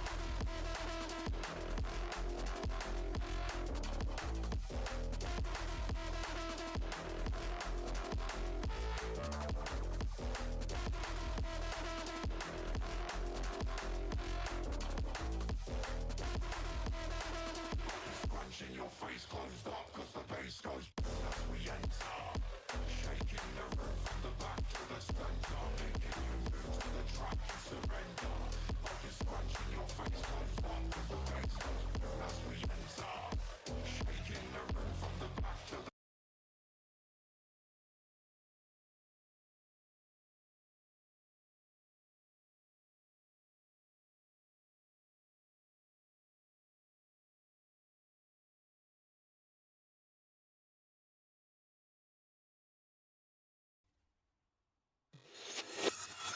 All right, welcome to game one of Not you. game two.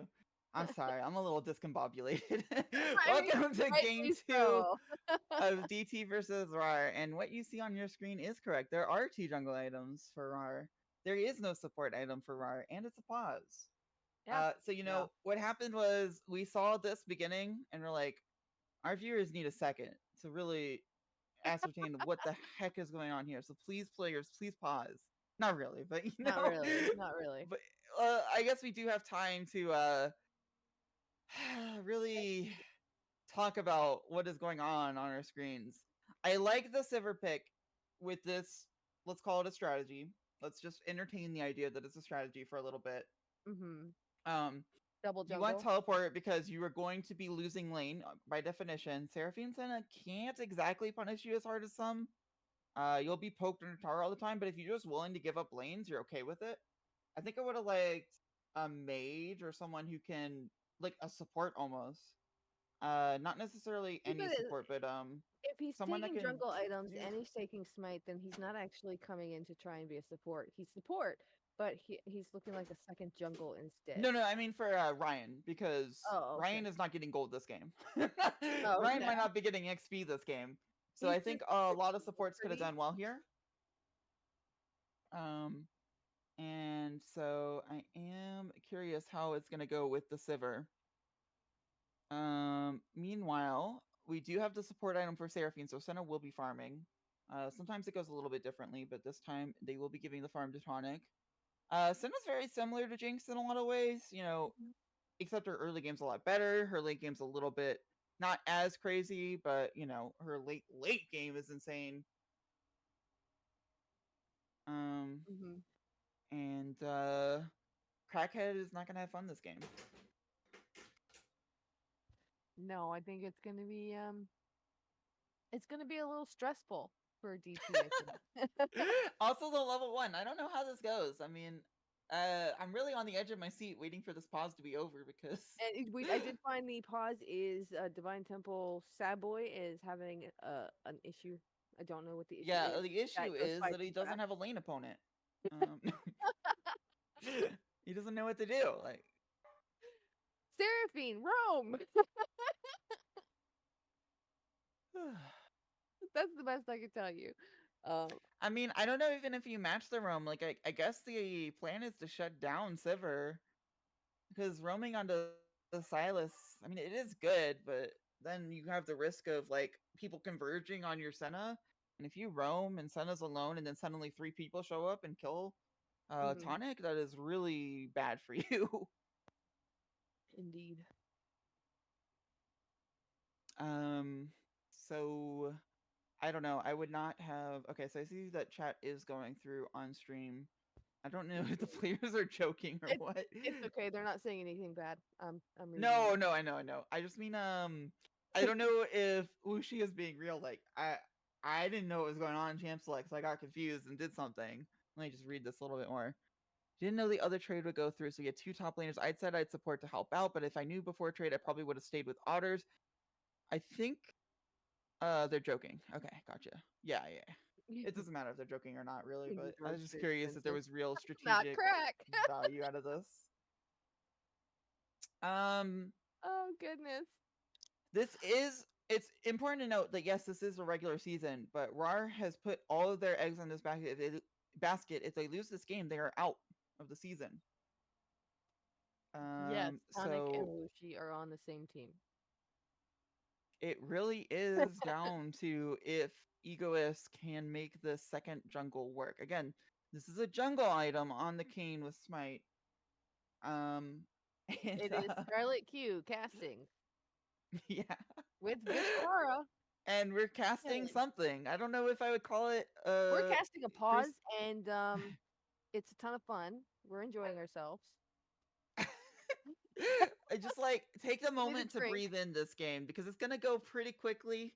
It's gonna be gone in a flash, probably less than 15 minutes, 20 minutes. But until then, just take in the Kane jungle support with Doki playing above his usual league and nothing being normal about this game at all. Oh snap! Are they done?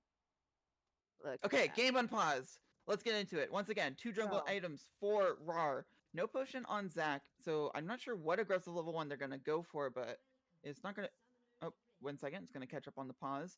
But we can see that the level 1 is just a little bit different for both teams. I think that Divine Temple's going for a 5-point. I mean, it's a little hard to untell. They're clearly clumped right now, but, Senna and Syndra look to be going in different directions.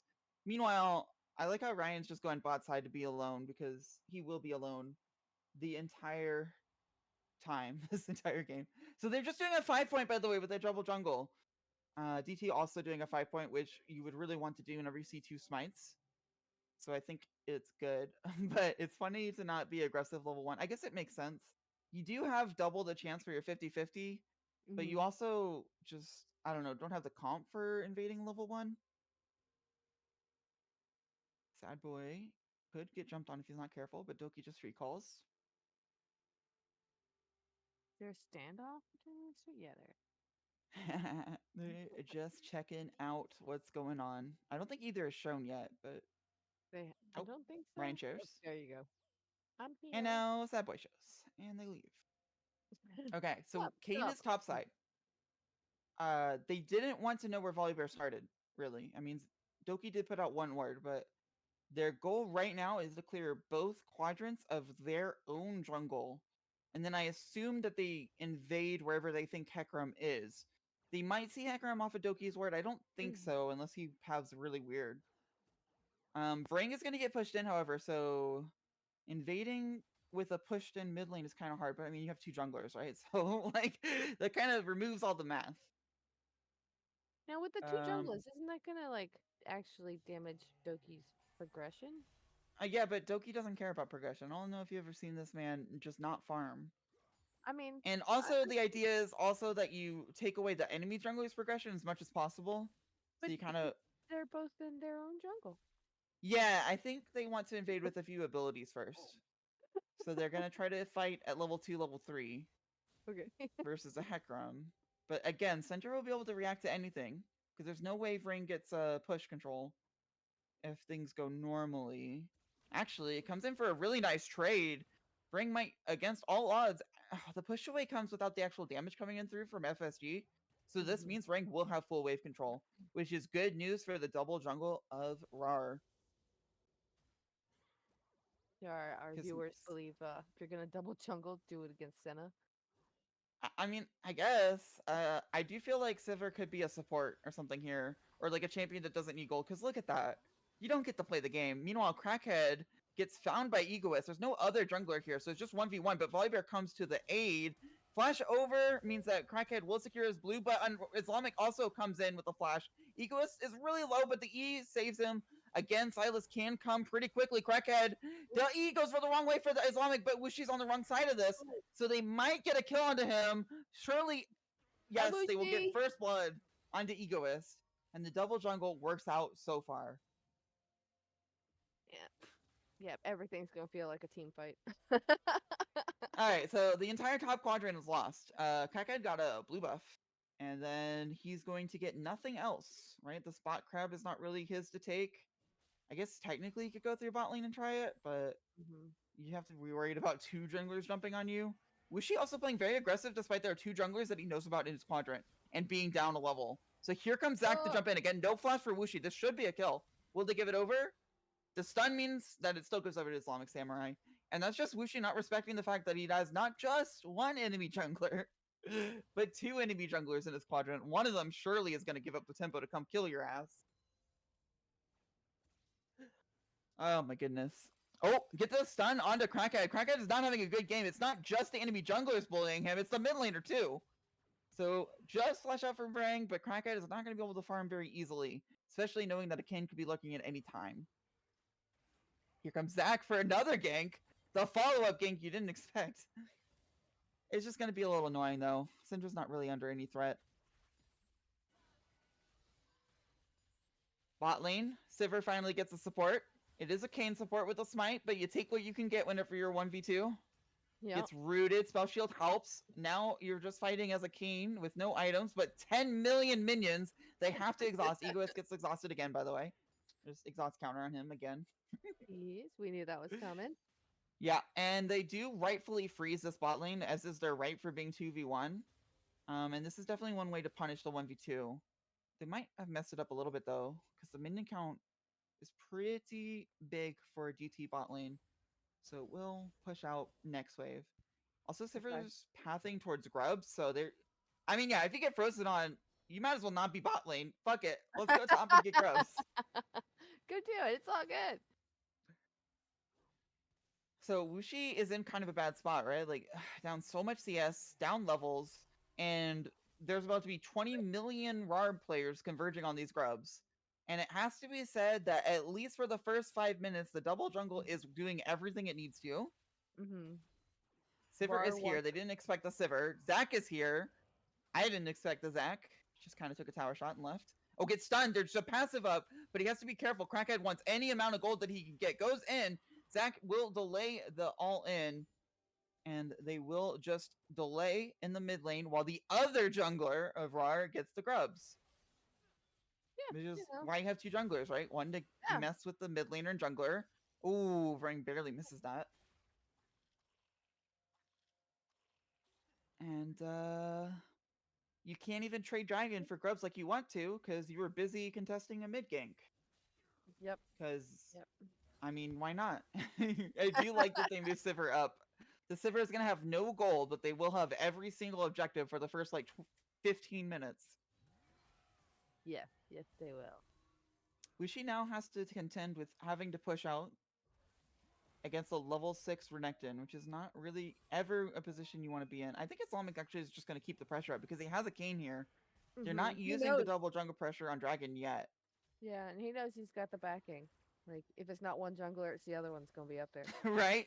Brink going really aggressively into a full health FSG. This might be doom. W's in for healing. Ultimate means they are really both low on health, but if FSG gets a Q off, goes for flash, misses, and now Zach is here. Oh. So you thought the jungler was top side, but actually it's coming from bot side.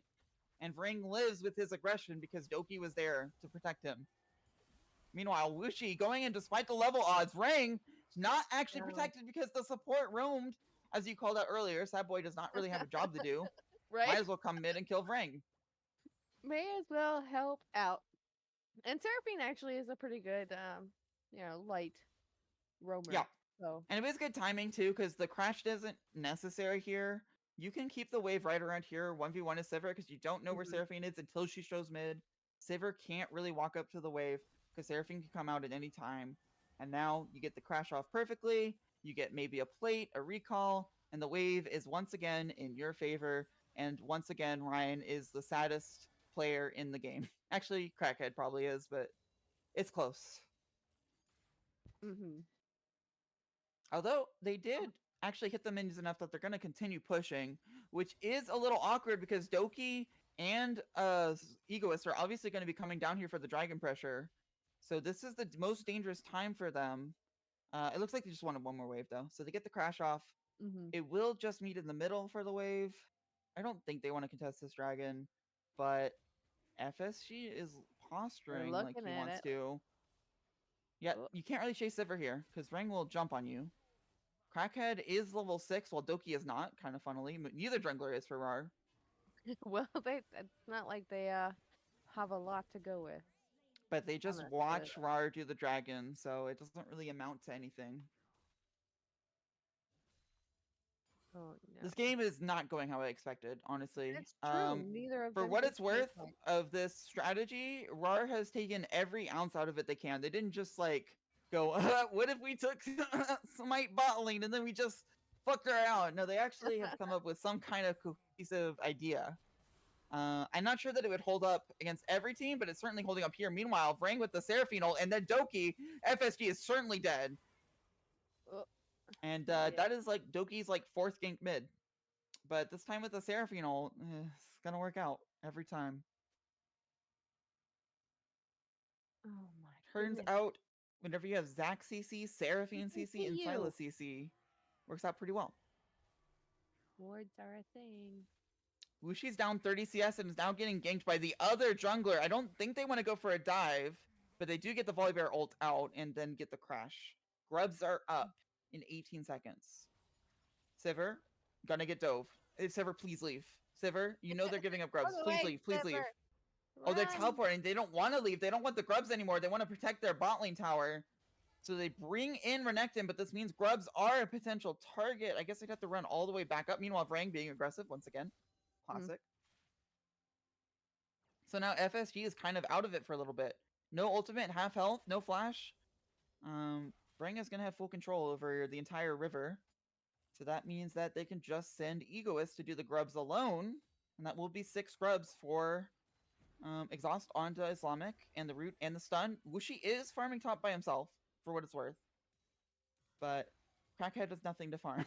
So it's really unfair. Poor crackhead. So, I mean, Sivir's surviving. 54 CS is honestly way too high.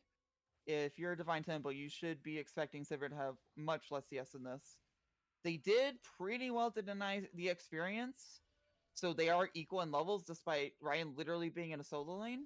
Mm-hmm. But I don't think that they were able to punish enough to justify the fact that Egoist has been able to wreak havoc all across the map. He's just been everywhere. Mm-hmm. Sivir is playing really casually for being 1v2 with no mana. Hecarim is nearby, but now Kayn and Sylas are on the way, so I guess Ryan has a little bit of protection. I just don't know if Ryan can really clear this mini wave coming up. Crackhead and Egoist find each other, but there's a second jungler they don't know about. Dun, dun, dun. So it is going to be a fight. Sadboy gets hooked up really hard. This is going to be really difficult for Sadboy to get out. Flash is out. There's not any follow-up, so it's just going to be Egoist, but Egoist can finish it. He's basically a jungler in his own right. They're going to go deeper. Sivir isn't there. Has TP. Decides not to use it. So Crackhead will be pulled back, but there's not enough damage follow-up. Sylas is running it down here to see if he can maybe add some to it. Meanwhile, Wushi is not showing like he's 0-2 and down 30 CS.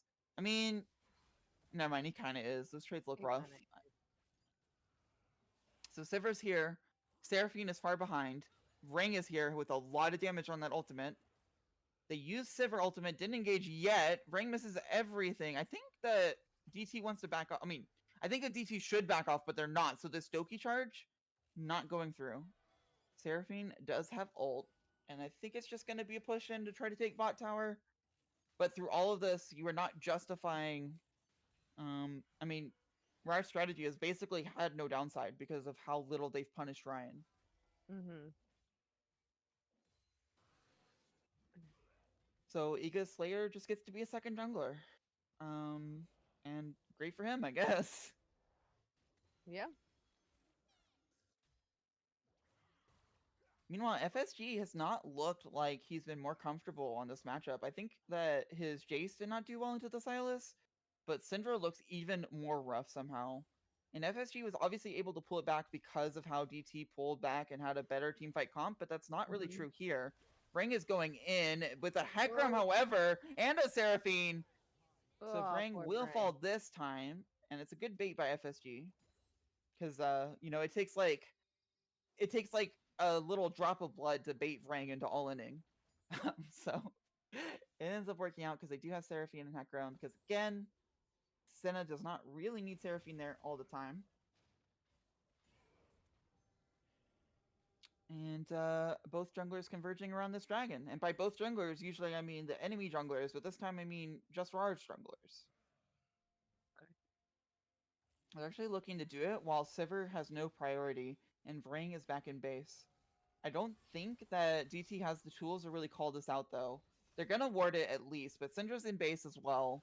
And they're just too far behind. Even if Tonic comes over, yeah, they just get the Infernal Drake for free for RAWR. And it is Ocean, which is probably one of the worst dragons for the strategy. I mean, you'd really hope for a really valuable soul. But just having all 6 scrubs, both first dragons, probably this Rift Herald, and the fact that your AD carry is like just as behind as if it was just, you know, a bad day for an AD carry, really shows that the strategy is still working out, even if Ocean Soul is not going to be the perfect reward for it. Yeah, I mean, they've gotten a lot of stuff with a lot of stuff. Yeah. Meanwhile, Wuxi just being too aggressive again. However, Vrang doesn't quite know how Volibear ult works. Doesn't in place. Now Volibear Wuxi will show us how it's done. But Doki is here, because of course they have all junglers.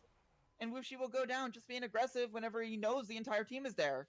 Like, he didn't have to do that. DT is more than happy to get bot lane pressure, as they are.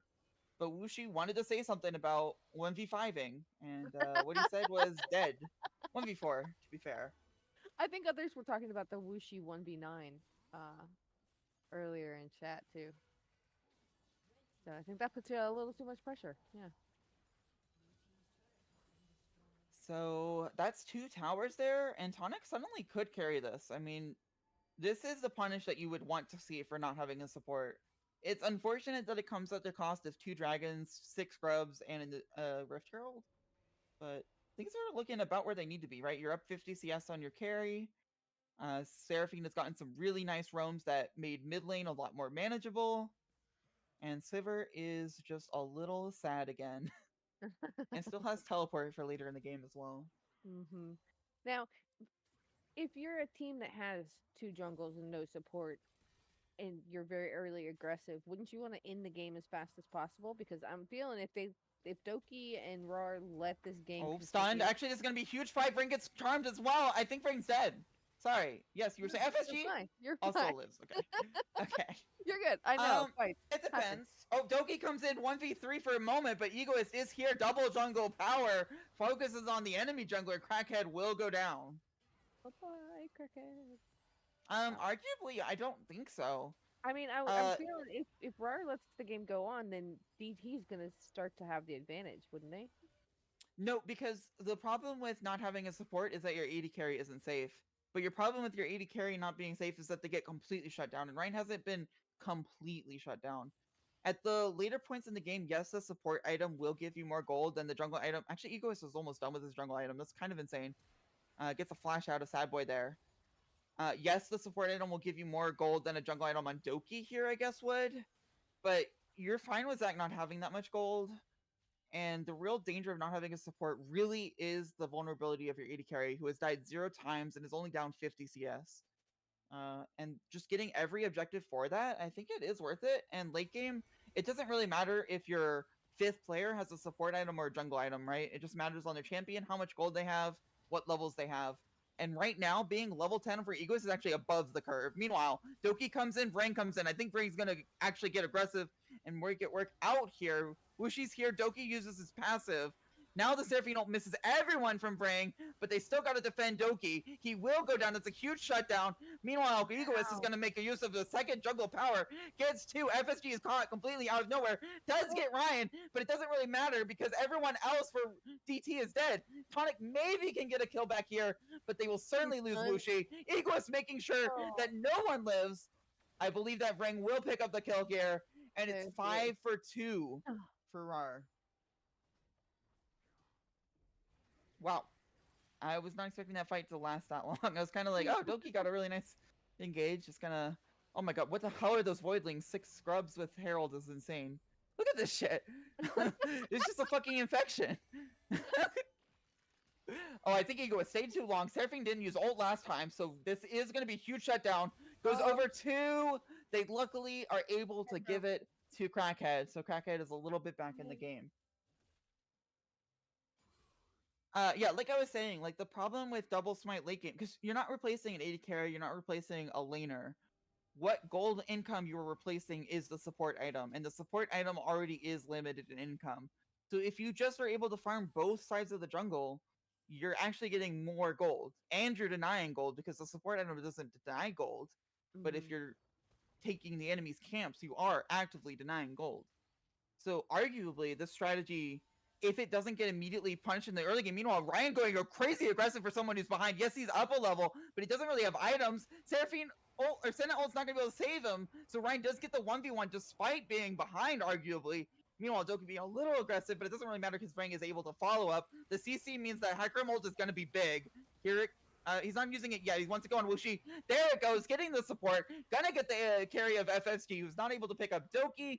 Crackhead also falls, and it's gonna be third Drake for RAWR, and I think literally they are going to win win this game with the strategy that we laughed off at. Right? I told you they're gonna be very, very aggressive, and I think you need another drink or something. Like, yeah, sorry, they're making you just I don't go. know. They're making you go. This game is wild. And arguably, the problem is that Seraphine Senna wasn't the right pick. I mean, you didn't know this was happening whenever you saw Yeah, they didn't Kane, really know. obviously. But in future, if they're worried about this, I don't think that they can pick Seraphine Senna again. No, I don't think so. I don't think that's the right combo. Seraphine and Senna were able to scale. Seraphine was able to roam. But it doesn't matter if you scale if the enemy team just has 3 dragons and is pushing the 4th, and the 80 carry that you're supposed to punish 2v1 just suddenly kills your Senna under tower for free. Yeah, and we know that RAWR is going to push that 4th dragon because RAWR is very big on get every dragon they can. They will and they forego certainly have other smites for it. objectives just to get dragons. I also like how Egoist, I don't know why I thought he would be the support jungler. Obviously he's not, just because he's in the support role. Doki is the one to finish the jungle item last and has a little bit less farm. Crackhead, not behind on Doki on farm, but behind against the Sunken jungler, unfortunately. Egoist getting kind of caught here. I don't think they're gonna follow up or anything, but actually Egoist goes aggressive. Samboy does not have really many tools, but Egoist is just kind of 1v3ing. Like, yes, Kane gets to do stupid things, and he will dodge the Seraphine ult, not with one of Kane's bullet BS abilities, but just a blast plant. Meanwhile, Wuxi once again not respecting the fact that they have a million people around here and a million ways to get in there. Okay, so Egoist again going a little deep. Seraphine doesn't have ultimate, so he may fall. So does Crackhead. Actually, they all get out, and Senna ult means they will live, and Crackhead is just running. I thought for sure at least one of them was dying. Team. Oh, he's going aggressive. Gets the Ian with the Sandra ult. And that's going to be a Baron start. Meanwhile, Ryan's just bot lane getting a tower for free with teleport up. Yes, you might kill Vrang here. Probably not. But I don't think there's any stopping this Baron. And there's pressure on your bot lane inhib at the exact same time. And Silver's like, how's it going? I'm just going to play over here. Yep, walks away. And there's no serious contest on this Baron.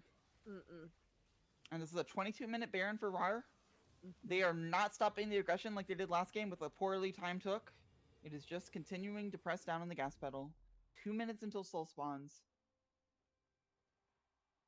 Oh, the fun. Wow. Like, I don't even know. You gotta pull it together if you're DT here, right? Like, you're obviously rattled by just all of the insane stuff that happened early. But you still have some ability to scale here. Especially if Egoist continues to play this aggressively and Vrang continues to play this aggressively. I mean, this is Vrang who died already 3 times playing over aggressive, and he's got a 600 gold shutdown. If you get that onto Senna, you might just buy your way back into this game. Meanwhile, Vrang, once again, playing a little aggressive, does not have the tools to save himself, and will go down to Syndra, which is almost as good as giving it to Senna. You're not And- invincible, Brang. I mean, yeah, just It seems it let Vrang sometimes. over aggro, and you'll get some gold for it. And you don't need to farm jungle, just farm Vrang. Right, right. Don't worry about the mobs in the map. Meanwhile, this Only solo everything. lane Sivir is now becoming a split push threat. Yes, it is vulnerable if 2 or 3 people show up, but I don't think any one person can show up and deal with Ryan on their own. Which is not a sentence you usually talk about Sivir with. Meanwhile, ultimate coming into fear on Islamic, but there's no follow-up yet. It doesn't matter. Islamic wants to go in, gets rooted. Egoist is here, and he is definitely enough to kill 3 people by himself. Syndra is teleporting in, doesn't have ultimate. Meanwhile, Wushi is dying on my screen. Egoist a little over-aggressive, has Kane ult, but is getting way too much into the enemy team. Will fall, and that will... nope, Kane bullshit. Okay. Islamic gets another kill onto Hecarim. And Egoist goes over aggressive, and then it's Kane, so it doesn't fucking matter. It does not. So usually be like, oh, RAWR's jungler is topside. They're not going to get the soul, but they have another jungler. And also, I think Doki can get there in time. They're not really in any Right. rush. They're not going to be under much pressure from DT at all. I don't think they're going to give a serious contest to the soul either. And now you have to itemize and play to outscaling an Ocean Soul, which is not easy. Especially as someone, or whenever you're playing Hecarim Syndra, they do not like seeing an enemy Ocean Soul. Sad boy, face checking. Little scary. Wushi playing aggressive as always, but he's down a level, and yes, he has his team here, but Islamic can fight, or he can run away if he wants. Doki wants to fight, so he gets a Q and he stuns 2 people, and they don't even need Kane. Ocean Soul will come over to them soon. Crackhead is gonna flood in, get the fear. They get Ocean Soul now. And they also get a kill in a 5v4, or 4v5. Crazy. Yeah, I mean, they were... Egoist was allowed to stay. Doki was like, I'm going in. Egoist, you finish the dragon. I don't care that we're down a person. We're gonna get the fight. And it worked out. It did. It did. Okay, I so don't now you're think talking we about know. Ocean Soul. Tonic, you could not be that close to Sivir. I'm afraid for you, man. I'm afraid for you, man. Egoist, however, going aggressive again. I'm not sure that he can do this. Doki will follow up, but this is in their base. Yes, they have Ocean Soul, but Charm means that there won't be enough healing because there's not enough fighting. So Doki will have to walk away. Where's the stacks at? Stacks for Senna is 75. I guess it's only 26 minutes in. It feels like it's later because Soul is already done. But 75 stacks, whenever you're... I guess you don't have anyone to poke, really, to get stacks. I think it's about right. I haven't checked Senna math that much, but it feels like... Oh, wait, yeah, never mind. Forget it. Senna's farming, so of course she just spawns less stacks. I totally forgot that fact. Meanwhile, Ryan, what are you doing? You're gonna die. Yes, Crackhead will die, but he takes down Ryan with him, and that's just Ryan being cocky as hell. Meanwhile, Doki might pay for it as well. Yes, Doki has passive. Yes, they have Ocean Soul, so Rang is able to cover him, but they won't get the inhib now because Ryan suicided for it. Meanwhile, Islamic going in, gets exhausted, doesn't really care. Actually, he does. Ocean Soul's not going to save him from 4 people. Target focusing them. And suddenly, RAWR needs to be a little bit more careful. That was 2 or 3 players making over-aggressive plays. Here comes another one. Doki is going to get the CC down. Yes, he has passive, but there's no fun to protect him. So he's just going to delay. Channeling, and now he's in passive. No one teleport to this, please. And that will be a kill given over to Wushi. Yay, Wushi got killed. Woo! And I mean, it's not just Vrang. Like, I can't rag on Vrang being over aggressive whenever Ryan literally takes 10 tower shots and dies to a 2 health Crackhead. Mm-hmm. That's true. That's true. It is just like a team.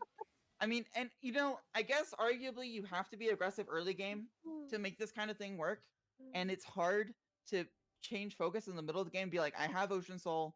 You know, yes, they scale, but we don't have to be that aggressive. Egoist, again, going for a 1v2. There will be Sivir here, however. This is the kind of aggression you do need. There's no way Sad Boy walks out of this. Gets minded, gets killed. Ryan now on a Crackhead. I believe that he will be able to get out because of the root of Tonic. But they do lose Seraphine right before Baron spawns.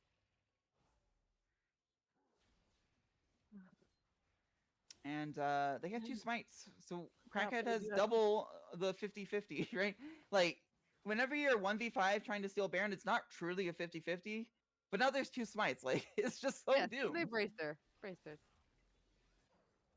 percent chances. So, how is there any world where you can ever tell Crackhead, hey, Crackhead, just go in for the steal? You got it, buddy. You got this. I think they're just gonna look for farm, maybe some turrets damage, but it is gonna be Baron over to RAR. They have gotten every smite objective this game, every dragon, every grub, every Baron. Yeah, And I don't see that they've changing gone anytime soon. it's They're gonna crazy. go for the mid push. Syndra has teleport, so she doesn't have to back yet, but the fight will be pretty quick, especially if Sideboy gets hooked.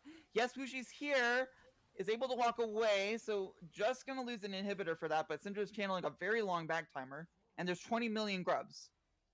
They Grubs don't are need the wave bot lane everywhere. because the inhibitor's already sparely open, and I don't think there is a world where Vrang or Egoist will go too aggressive here, There's so because many there's not a world where you can be over aggressive. not in League of Legends, no. Not in this situation where there's Right? barely structures left. You've got such a gold lead, such a dragon lead. I mean, literally, Yeah. Divine Temple need pull together, play defensively, and bite off someone like Doki who plays too aggressively. Again, no passive here, no flash because it's Doki. Gonna channel, but gets feared in the middle of it. I believe they are gonna get this kill. What will they lose for it? Top lane already falling an inhibitor. They're gonna recall some people because you don't need that many people to kill Doki. But Egoist says maybe you do. So they're not gonna stop the backs yet, but teleport coming in. So now the recalls are canceling. No one cancels their recall. It's just Tonic and Wuxi against the world. Hecarim's trying desperately to get back. Meanwhile, back in base, Brain falls for over aggressive. Yes, Tonic dies, but you will take the fact that you just killed all the aggression in the base. So now even if Wuxi and Crackhead fall, they will not lose the game. Crackhead trying to decide if he wants to help Wuxi. Wuxi is 100% dead. They will not pick up anyone else. So Crackhead decides to cut his losses and say goodbye to Wuxi. Islamic might Yeah. E through. No, the minion dies just before he can. That's so tragic. And again, Vrang was a little over aggressive. Yes, what their aggression did was force recalls that meant they won the fight bot lane, but losing Vrang for it means that this push will not be the end of the game. And We will you're see a Silas, so game there's got to three. be some world where you can get out of that without playing too aggressive. He doesn't get a kill for it. He doesn't get a structure for it, really. Maybe one Nexus Tower. Mm-hmm. But others spawning, and I don't know if these over aggressive plays are going to matter whenever there's no ability for Divine Temple to contest this, and there's no ability for them to really deal with an Elder. Surely. Yeah, we're gonna be going to a game three for sure. I believe so, yes. I mean, we'll Yep. have to see what this Elder. Crackhead technically has a chance to steal it, and RAR technically has a chance to lose the fight. Oh, he goes in! He doesn't have vision, so he just wants to see what's going on, and then he runs away. But now he has no tools to get back into the pit. There's no blast plant, there's no flash, because again, he has Ghost, and he has to also live. So now he's going to go around, but there's a Sivir coming to chase him as well, and Vrang is not over-aggressive whenever he's only fighting a Crackhead. So that will be the kill on the only smite that was their only chance to stop the Elder, and now they have to fight against an Eldered up team that's up 9k gold, Ocean Soul, and a member, so it's 4v5. And Vrang might actually make it 3v5, because I believe Wuxi never gets out of here. There's no one coming. Yes, he ults out, and yes, there is a wall, but the CC coming through, plus the fact that Silas has a million dashes, and Doki here, plus Elder, means even Wuxi will eventually fall. Doki a little over aggressive, maybe, probably not. There's no structures again, so RAR surely will pick up the tower here, maybe some extra kills with Elder, and we're definitely going to a game 3. Oh goodness, this was a crazy game. And that's why you take Smite in the bot lane. That is why it takes my Yep, a very well established strategy. Executed beautifully by RAR, probably the best I've ever seen it. I mean, there's definitely been other contenders. I've definitely seen a lot of other games of Smite bot lane that went, pretty well, but that one was up there for sure. Yeah. We were all saying it, this strategy is tried and true and very hard to counter. So, I mean, Yeah. Sivir did half the damage of Senna and it didn't matter. It's just that doesn't count structure damage, which Ryan had all the free time in the world to 1v0 in lane, despite being initially in a 1v2 lane. Um, and because of the uh, innovation of Double Smite, drafts suddenly got blown up. DT didn't really innovate at all between drafts, which is respectable. I mean, they won game one Mm-hmm. with a very respectable way. But now suddenly they're in a game three situation where they have to win or they are out of the league, and they have Well, to they're figure out out. this split. None of the Well, okay, yeah. sorry, yeah, we're gonna kick him out. We're foul. Get out of here! You no, do it. um, and they have to figure out if RAR is going to go double jungle again, which they should be able to figure out by Egoist's position in the Mm-hmm. lobby, I'm assuming, because I don't think Egoist really wants to play support. I could be wrong. And then if they are, what bot lane can you draft that can deal with it? Because Senna Seraphine was not it. Is having two junglers even allowed? Um, I'm not the rules maker, but I would assume it is. Yes. I mean, it Clarification, technically was, it is allowed.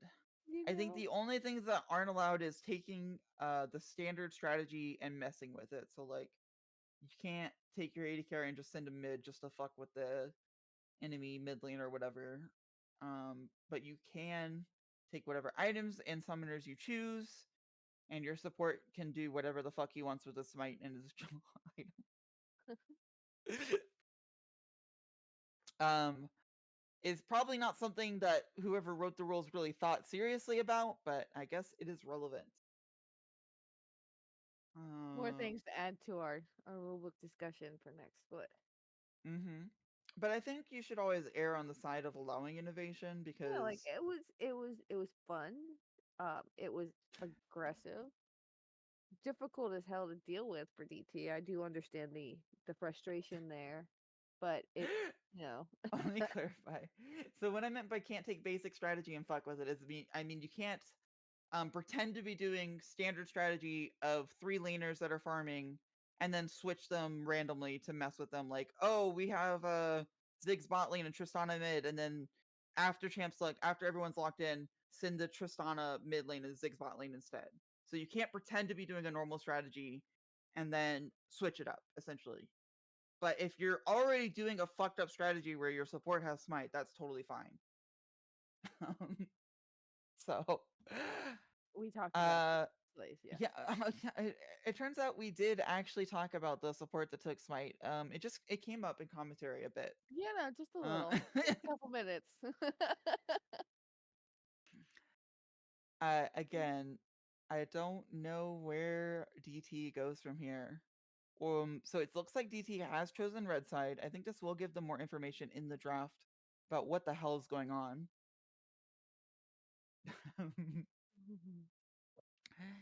And I think their first clue will be the LCS lineup of RAR. Again, if they keep the same six players, like five of the six players that they showed for game one, uh, given to DT at the beginning of the series, there will not be a 5-minute timer. So I'm sure DT is hurriedly trying to figure out their strategy. And again, we will update you with RAR's lineup because uh, I don't know that they'll do the same thing again, or not the same strategy, but like the same lineup because they changed every single player except for Vrang between game one and game two. But then again, game two went very well for them, so maybe they just run it back. Uh, so we should get into draft and momentarily, and then I don't even know. We're gonna have to cover every ban, every pick, kind of by what the hell's happening, because your guess is as good as mine. Okay. Everyone is in the lobby. RAR is getting into LCS order, I assume. They haven't done it yet, I hope. But you never know with them. This could be what they're running with. Um, so what other adjustments can RAR make? I mean, if they do the same thing again, which I think you're kind of locked into.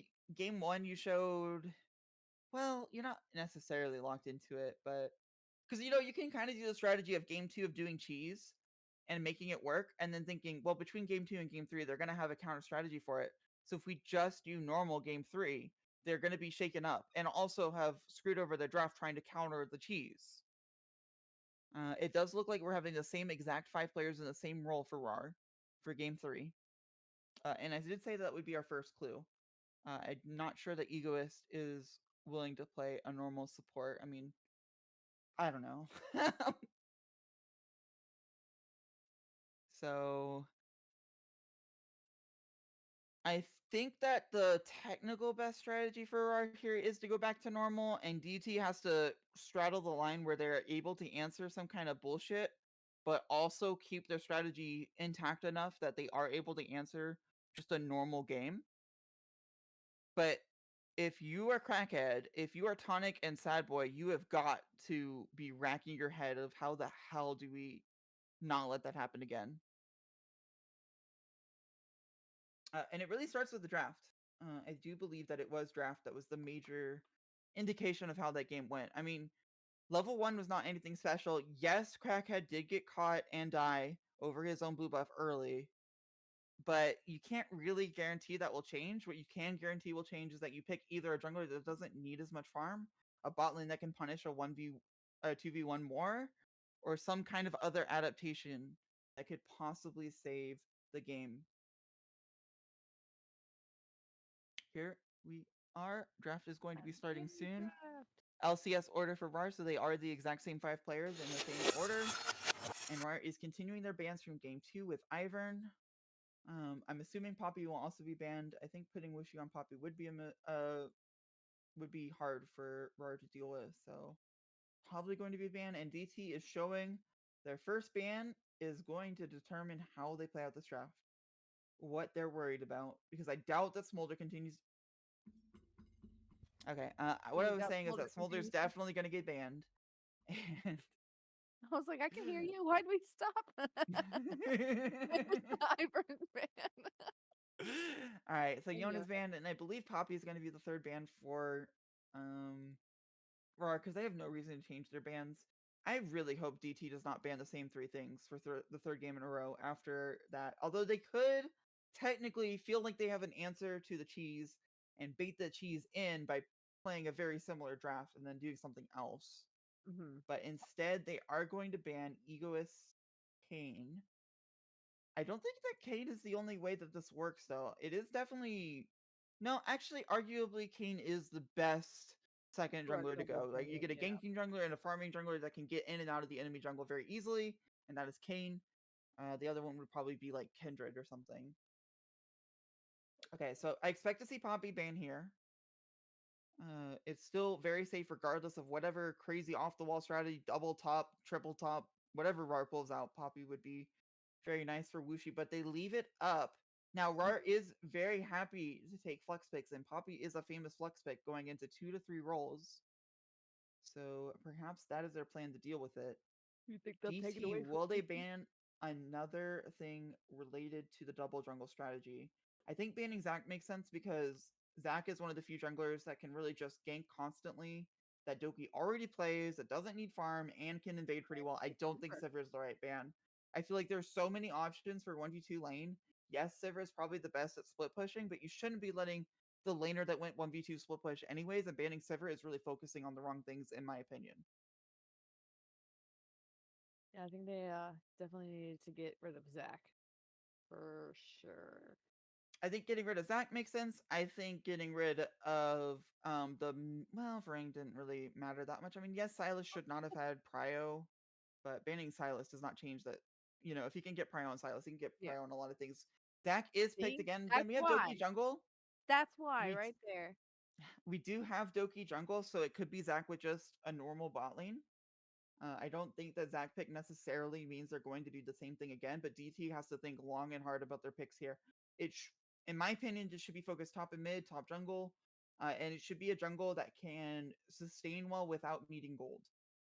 Like a Moo would be perfect here. Kindred is insane. I'm sorry. Kindred is not what I would pick.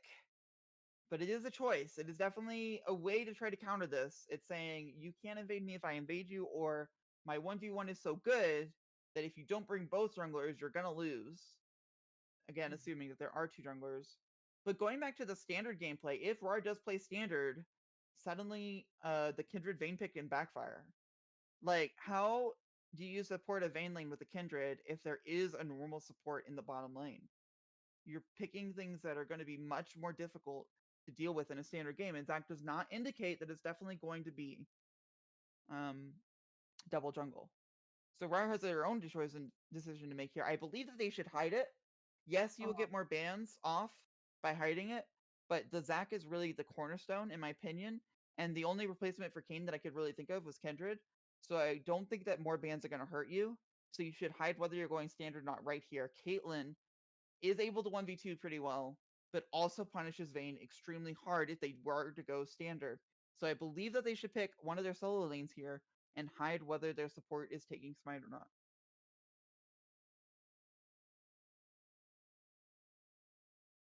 let's see. And Annie is a nice pick. I believe that Varang plays it a lot. It was banned often by DT in the previous games. And again, mm-hmm. it doesn't show whether or not you're playing your support with smite. And it also is just really good in lane. But Wuxi does get Poppy.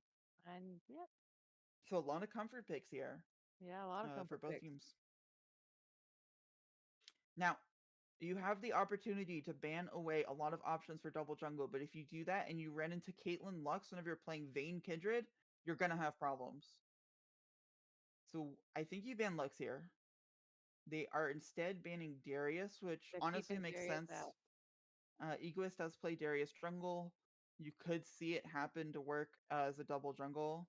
But if you don't ban Lux, I fear that RAR can just flip the script on you. And even if you believe that, yes, they have Doki jungle, they have people that aren't in their normal lanes, Egoist probably doesn't play support that much. You don't have to be that good to win on Caitlyn Lux versus Vayne, whatever. Not saying that like it's Yeah, easy to play Caitlyn Lux, but it is easy to play Caitlyn Lux specifically into Vayne with a jungler like Kindred and Zac on your side as well. true. But I don't even know if DT has the view that RAR could go normal here. I think that they have blinders on that it is only going to be double jungle, and right now they're racking their brain for what second jungler could happen and banning it away. Morgana makes sense as both a support and a jungler, so I don't hate that ban. It actually would go really well with the Caitlyn, and it would go really well as a double jungle. So I respect it. Now, here you have to blind pick something. I think you pick a support that can protect the Vayne and roam in case it is 2v1. I would Mm-hmm. really like to see Janna would be fine, probably. You could also go Seraphine again. It's not ideal with Vayne, so in normal lanes it might suck, but it would protect the Vayne a little bit. Maokai makes a lot of sense though. It gives you the CC, it gives you the ability to all in on a Caitlyn that's not playing perfectly or is 1v2, has really great roams. I think Maokai is probably one of the best picks here. Gives the Vayne a little bit more survivability. Yeah, and we're gonna have to see what support is picked here to see if it potentially has smite. Because right now RAR has to put the cards on the table, and unless they pick something that can both jungle and support like Rel, we're gonna know, basically. Although Rel would be a good pick. Set is a Set. potential support. Could technically jungle, could top lane.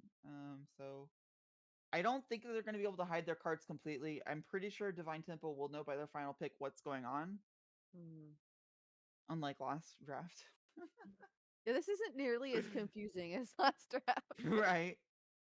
But it's very tense because this last pick determines everything between two very different game plans. Oh, Twitch oh! Sorry, I love Twitch is picks. Oh, not Warwick. picked. I like Warwick Warwick too. usually does not go into top lane or bot lane. It does happen sometimes, so we can't discount that it could be set bot lane. But I believe it will be Zac and Warwick with Smite. It is now for sure. And that means you need to pick a mid laner that can definitely punish the Annie and make sure Annie can't come to invades. So that might be an Azir's band. Never mind. Hui is acceptable, in my opinion. He can definitely influence jungle fights consistently. He should be able to have prio over Annie if he plays well. And he might even be able to go bot lane to deal with Caitlyn if somehow Caitlyn is resisting the pressure of Vayne Maokai. So yeah, I believe it's going to be another double jungle game for RAR, but the thing about these cheese strategies is that they very rarely work as well the second time. I think that Divine Temple has made the correct adaptations. I was a little bit worried that they didn't make, or they over adapted and then RAR was just going to play standard. But considering RAR has gone for the double smite, we'll update you, of course, in game if that actually does Yeah. happen.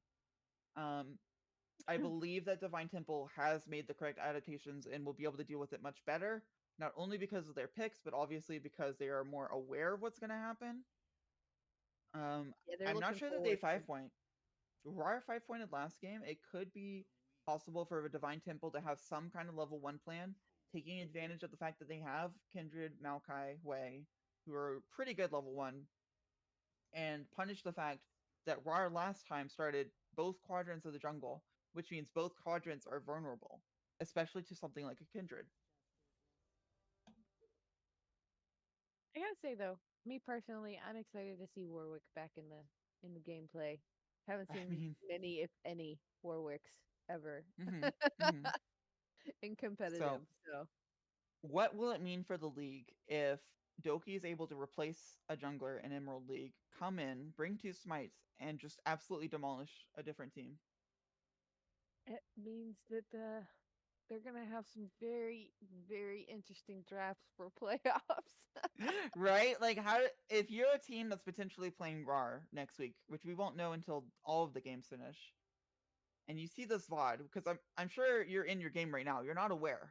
You're unaware of what's happening. And then someone's like, "Oh, let's do a VOD review. We're against RAR, I guess." Oh, okay, well, let's just see what they did last game. Game 1. Oh, they did a typical draft, very weird RAR, whatever. They did bullshit. It didn't work out well. And then you go to game 2, and you're like, Mhm, "Wait, RAR mhm. won this match? Right? What are they drafting? What's happening? How do I VOD review this?"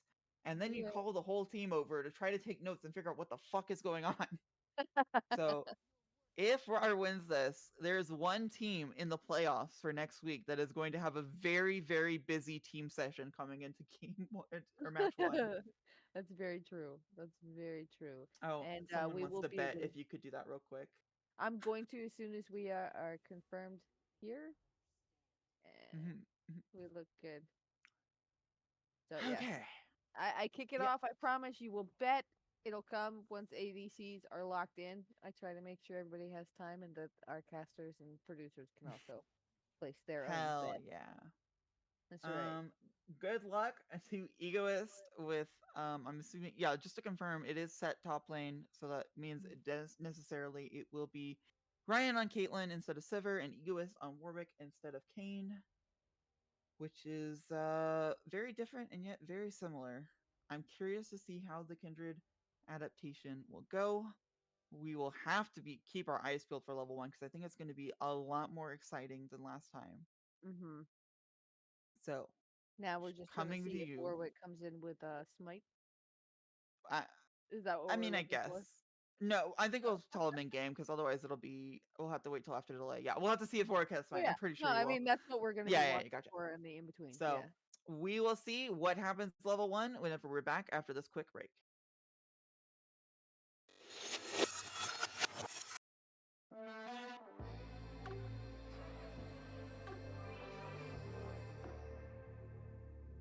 I gotta feel it, you don't mean it. Why you sad right now? I gotta feel it. There's something about your eyes.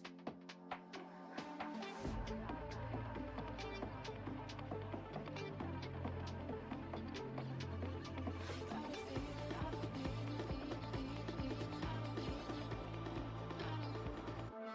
Every time you hurt me, it makes me feel alive. Every time you say you love me, there's something about your eyes.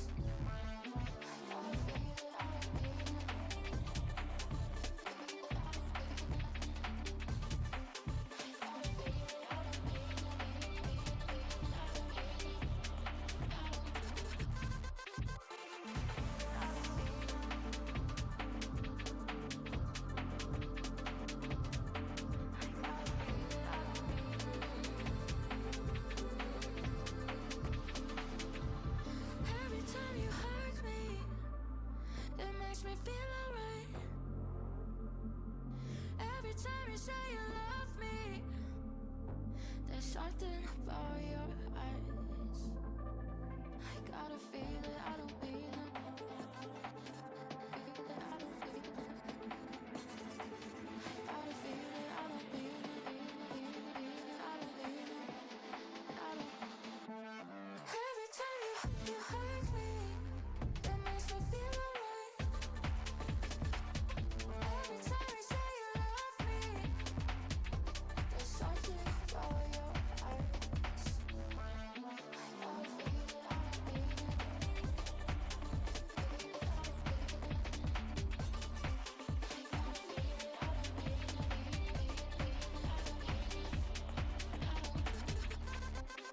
mean it.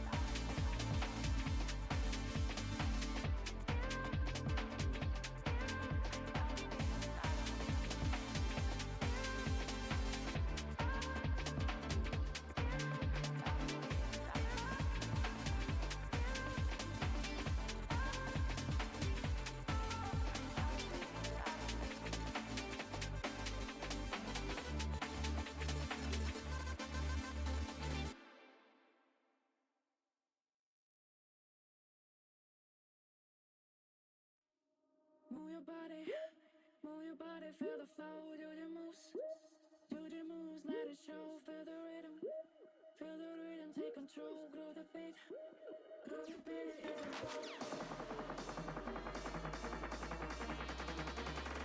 Move your body.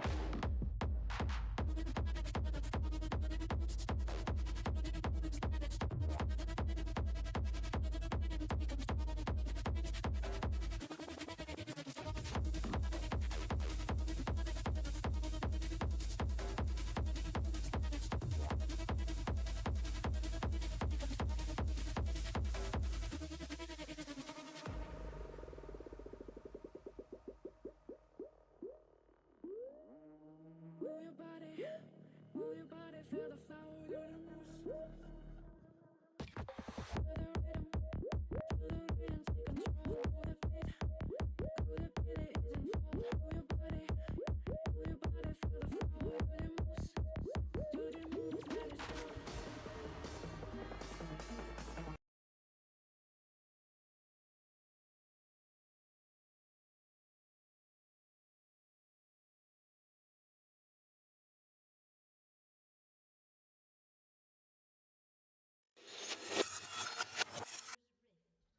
All right.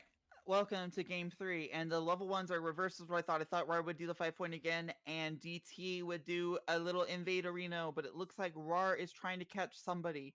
And DT is desperately trying to make sure that their side of the jungle is clear. Set is getting Wushi in. Wushi did go for a lot of fights that maybe he shouldn't have. Oh no, Islamic Samurai's caught out. Oh no. I don't think it's gonna work though. Oh, Save me. Lucy, save me. not aware yet. Not aware yet. Not aware yet. Starting the It's E on aware Doki now. makes this clear a little bit worse. Run, There's not Wushi. any follow-up CC. This should basically Nice, fail. Wushi. And now Doki is going to be late to jungle with E start, but he does have a backup jungler. Okay, so just to be clear, Warwick does have Smite, but also he's taken a book out of Doki, a page out of Doki's book, and is taking Teleport instead of Flash, which is like really old Cowsep tech. I'm not entirely sure if it works. It does mean that Caitlyn can have a support some of the game. Oh my God. Doki is really late to his jungle, but again, his top quadrant is still being cleared correctly. Crackhead cannot invade, obviously. He should know that both quadrants are being taken by a jungler right now. So he should just be trying to make sure that wherever they invade, he is either there or not. I guess he has to be there to try to protect his jungle. And mid lane knows that he's going to get ganked a lot, which makes playing Hui a little bit harder, especially with teleport, arguably. And how do you punish a Caitlyn 1v2 whenever you're Vayne Maokai? Well, it starts with a CS advantage, which is happening. Meanwhile, level 2 to level 1, Wushi in a little bit of a trade, but the minion sending Islamic means that Wushi wins it despite being level 1. So, Wushi's very, very, very comfortable on Poppy, so it's mm-hmm, not surprising. mm-hmm. Mid lane going about as you expect until a random Zac pops in. It's going to happen soon. Not entirely sure when. And Ego is correctly identifying that Kindred would not do a full clear, and even Raptors are up. I'm not sure. I'm assuming Crackhead's going for a gank, because he's got to know all the quadrants are down. Here he comes into mid lane. Meanwhile, Wushi fighting Islamic pretty well, down a level, but still fighting pretty well. But a W damage means that Wushi will be first blood. And the gank does get a flash out of Rang, so it is successful. But Wushi falls first, and that's already dangerous whenever you're fighting against this double jungle strategy. However, this is a way to punish it. Instead of caring about punishing the Caitlyn, punish the junglers. Now, Crackhead is here. Wushi is here with teleport, and they will get a follow-up kill that goes over, hopefully to Crackhead. It does. Yep. And things are stable. Meanwhile, Egoist, you're on the wrong side. So this crab should go over to RAWR, because there are two junglers available, and Annie is making sure Wei can't come. Poppy doesn't really want to come, and it would still be a 2v2. So Crackhead has to get out of here. Rang is coming first, Fear into kill, and they kill Crackhead, and that's not what you want to see on Kindred. You want to be getting early gold, not early deaths. Yes. Alright, so how does Sad Boy punish this? Where does Sad Boy go to properly deal with the fact that Vayne can maybe 1v1 for a little bit? Because I don't think they're going to have an easy time denying Caitlyn. Now, Caitlyn, arguably, yes, she can 1v2, but the main reason you pick her is to put humongous pressure on bot lane, including on the plates. There's no chance, I'm going to say it now, there's no chance that Ryan gets a single plate in this lane. Unless Maokai roams, I suppose. So, a lot of the identity of Caitlyn is kind of negated by making her 1v2. So why don't you so- make sure get any plates? Well, if Maokai roams like he currently is, she probably will, so I probably shouldn't have said that so quickly. But it's hard to push and hit the tower whenever there are two people trying to kill you. However, they did bring over both junglers, and now Sad Boy is here, topside, which means they probably are going to go for grubs and not give over 6 grubs this time, which is very good, because if you give 6 grubs to Caitlyn, she will eventually destroy your towers, even if it's after plates. Tonic doing okay in the 1v1, but because Maokai was here for so long, Tonic's down a level. So the trade doesn't really end with any pressure. But again, last time, there was not a single objective that was a monster that DT got. This time, they've gotten the first 3 grubs, so their adaptation is already paying off.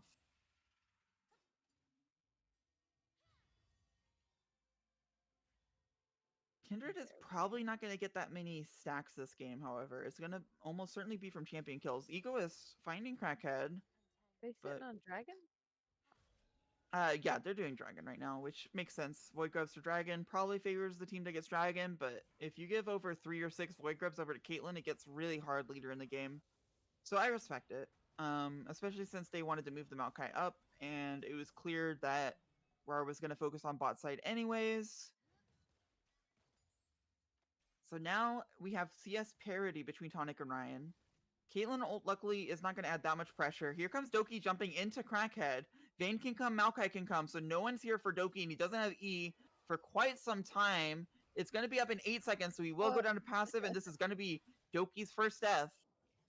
Rang can come all he wants, but I don't think that he can really save anything. He's kind of playing with fire right now. Festry? Well, Hui has this weird thing where you try to press R to cancel the ability that you're trying to cast, but sometimes you think you're an ability and you're not, so you press R and you cast ultimate, and it's really dumb, and I wish they would change it, and that's my gripe, but it is really funny looking. Understandable. I was like, why did he just ult that way? Yeah, it's really bad is if you try to cast an ability. Oh, wait, Rang getting us some nice trade. You try to cast an ability, right? You press the first button. You don't have enough mana, so it doesn't go off. Oh, meanwhile, Ego is getting a really nice invade up 2 levels. Again, this is the jungler that's always going to be up levels. Doki, not so much. Flashes over, so he will live. Q, so that way the Krug should damage him, but I think the healing from Kindred should be enough to make it okay. As I was saying. What was I saying? I don't remember. Oh, yeah, wait. If you try to cast an ability and you don't have enough mana, and then you cancel it with R, you actually just end up casting R. Although that's very rare. Meanwhile, Ego is getting a dive that will die, but Crackhead will also die. I don't know if that's 100% worth it, but it's nice. Oh, Sad Boy going too aggressive. If Caitlyn gets a kill on a 1v2, it's disaster. And he will. Oh. Maybe even 2 because, again, Caitlyn has ultimate. Goes for both 80 carries, 1 more auto attack. It should not kill, but it still is a disaster. Oh. The fact that Sad Boy went over aggressive, was not able to punish the Caitlyn, instead ended up giving a free 300 gold over to the 1v2 lane. Don't move. So with the Hui thing, shouldn't you like cancel it with a different skill? You would think. Well, again, the different skill doesn't exist curious. because if you press QW or E, you then press QW or E for one of your skills. R is the only button that cancels it. It's just how the champion works. You have to press R to cancel your abilities, which is something I really don't like. But oh well. I mean, it makes sense. I think there's no other way to do it. It's just an artifact of how the champion works. But it is very frustrating. And it really is like a skill issue. Like, you should be able to correctly cancel your abilities. But it's annoying. And it makes you look stupid. Wuxi going for an ult here, but Doki's on the way, so if this misses, it does. W does prevent the Zac from coming in, but flash in from Islamic means that Poppy will surely be committed for a long time here. Hui's coming up. It's not going to be a time. Yes, Doki is low, no passive, but definitely Wuxi will die first. Hui's coming up, so that way Doki's still in trouble. Gets 6. That ult will kill. Nice. Oh. 1 for 1. Hui doesn't lose much for moving up. Poppy doesn't lose much for dying. I think he can teleport in and be happy. They probably lose pressure on Grubs, although it depends on where the supports go. Meanwhile, Vring finds FFG with no ultimate. I don't think it's going to be a kill. Has to flash out, and Tibbers is still chasing. But that does mean all the pressure for... Oh, Sad Boy finding Vring has the stun, but Crackhead is on the way. Pressure is still pretty much on RAWR for these Grubs. They should get 3, at least 2. I don't think they want to... Oh, Sad Boy coming in! This is going to be a fight for the 3rd Grub. But meanwhile, Egoist does have ultimate, does get it on Kindred, and lives for so long! Finally dies, and then Crackhead gets the ultimate at the right time! Everyone's healing up! Tonic is here, by the way! Gets a kill onto Islamic Samurai. Vring will also be in trouble. Tonic goes down. Sad Boy doesn't have the damage, but Wuxi surely will, and FSG is also on the way. Yes, RAWR gets all 3 Void Grubs, but they're going to lose their entire team for it, except for the Caitlyn. Doki's still living. I believe he has passive. Flash in from Wuxi. Let me check. He does have... No, he doesn't have passive for 50 seconds. It doesn't matter because Hui went back to clear mid. Actually, Wuxi does a lot of damage. It might matter. Teleport in from Warwick only to save Doki. The only thing that this teleport does is save Doki and maybe kill Wuxi. Actually, it might not do either. Wushi's just 1v2ing.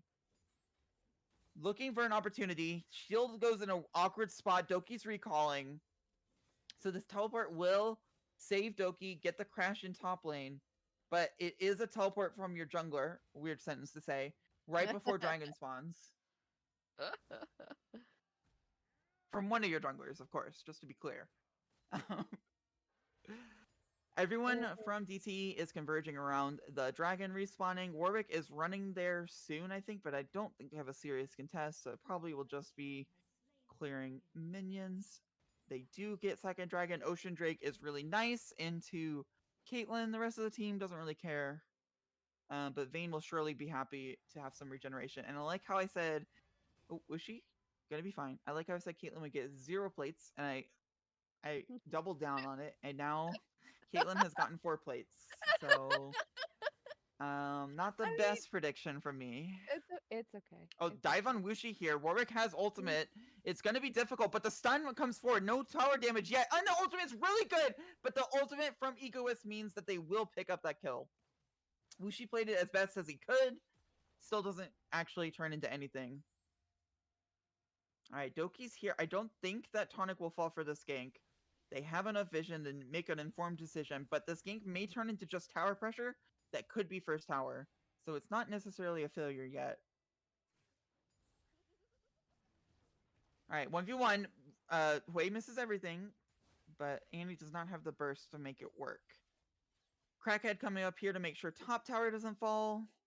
And Sad Boy's making sure bot lane doesn't fall. So tower will be delayed a little bit longer. A little bit. It looks like Divine Temple, however, is doing a little bit better against Oh, they're doing a Synthra. lot better. They got 3 grubs and 1 dragon. When their last game, they got absolutely nothing. The entire game, let alone by 12 minutes in.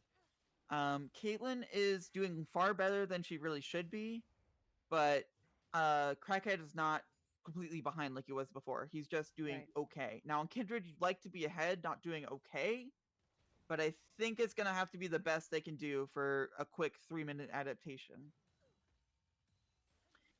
And also, FSG is doing a lot better on Hui than he did on Syndra or even the first game with Jace. So I think the adaptation for FSG was well done. Even if our button is very hard and difficult and annoying. Meanwhile, fight top lane. Islamic is definitely winning this one for now. I don't really see anything that would change that, except Kindred is on the way. If Wuxi can delay long enough, and he does not have ultimate, but he does have a shield, and now he's got a crackhead. And now Islamic has nowhere to go, and no flash ability, and will fall. Meanwhile, FSG caught out by Warwick, but there's a bunch of people coming, both Doki and the bot lane. FSG might fall here, but there will be a lot of damage from Vayne. Sadboy gets that one somehow, despite all the damage. Doki has passive, will fall into passive for now, but Ryan might try to protect him because Maokai's so low. Vrang is here, gets a kill, ran all the way from mid lanes. You're gonna get another kill potentially. I don't even think I would block that. They don't, because they know that they will die if they take too much damage. And now Vayne gets that, and suddenly Vayne is snowballing out of control. I mean, look, I like Sad Boy as much as the next caster, but if I'm there, you're 2 health, and I'm about to face against Caitlyn Annie, I'm letting you take the bullet too. Meanwhile, Crackhead finds Egoist up a level, plus a Kindred that's doing pretty well for himself. I think it'll be an easy 1v1. Also, Ryan, found by Wuxi, not able, just 2 solo laners, you know, as you do. One of them from the bot lane, one of them from the top lane. Find each other. Okay, Sad Boy finds Ryan. What is Ryan doing in the Raptor pit of the enemy Just team? You are standing a there 1v2 watching. lane. What are you doing? Has to flash, but buffers the Q, which means flash from Crackhead. However, forces the ultimate, but there's got to be enough CC that Ryan will be in trouble here. May get a kill, does not even get that. Wuxi gets the shutdown, and you're okay with that. There shouldn't be a shutdown on a 1v2 lane ever, but there is, and it goes to Wuxi. Although, somehow paradoxically, despite winning all the fights and having all the pressure, RAWR is able to start the Herald just because of how low Caitlyn got them. Wuxi easily facing Islamic. I don't think that this should be really contested. Doki comes up to try to do something, but I think all he's done is signed his own death warrant. Islamic does get out. Meanwhile, Egoist solos the 80 carry. I don't know how that fight happened, what the arc was that led them there. Doki, meanwhile, gonna get flashed on and killed by Hui. Really nice QW. I think it was confirmed, but giving Hui gold is really nice. And now Kindred can come and take this Herald, but if they put pressure there, they will potentially lose pressure on the Cloud Drake. Oh, Frank here, gonna find Wuxi. Wuxi is really low and really important to kill. Gets one. Yes, Maokai ult will delay, but there's no follow-up. Hui is just gonna recall because he wants to teleport in, I think, because no mana. That will be a kill on Sad Boy, and Crackhead will be next. He does have no ultimate, but Islamic can come in and just walk in. Surely, no mobility because Set does not have that ability. Teleport in from Hui means they want to try to stop this Herald. They lose bot tower meanwhile anyways. Crackhead does not have ultimate, so he's trying desperately to heal off the camps, but I'm not sure they really want to contest this. The Herald's definitely going down. Why not just go to the dragon and stop the Caitlyn? So they commit a teleport in, but they lose the Maokai, they lose Wuxi, and they have less pressure on this dragon. I think they're still going to get it, and they lose bot tower. Yep. Okay, so second Drake for... Oh, yeah. Second Drake for Divine Temple. Cloud Drake, not amazing, but stopping the soul from RAWR would be really nice whenever you've got stuff like Kindred and Vayne that will do pretty well later in the game. But look at this. This is another tower under pressure by Islamic. Mid lane pressure is pretty good. Doki's here, however, and the ultimate means that Vayne will go down instantly, and I don't think Sad Boy will last much longer. Enough CC means that that will be a double kill for Vrang, and Vayne does not like to see a 7 kill Annie on the opposite team. That Ouch. Oh, they have just Kindred and Hawaii to hold this. I'm not sure it's enough. This is a No. Herald and 4-member strong. Poppy Doki is will back dive you if you even show. Oh, Herald coming in. Doki will dive you if you even show a moment of weakness. Gets the double stun. Yes, Annie doesn't have Tibbers. I don't think it matters. Kindred ult will delay, but what are you delaying for? Just a Poppy ult? It's not going to be enough. Shut down on the Kindred. Wushi is going to scare the rest of them away, but they get a tower and a shutdown.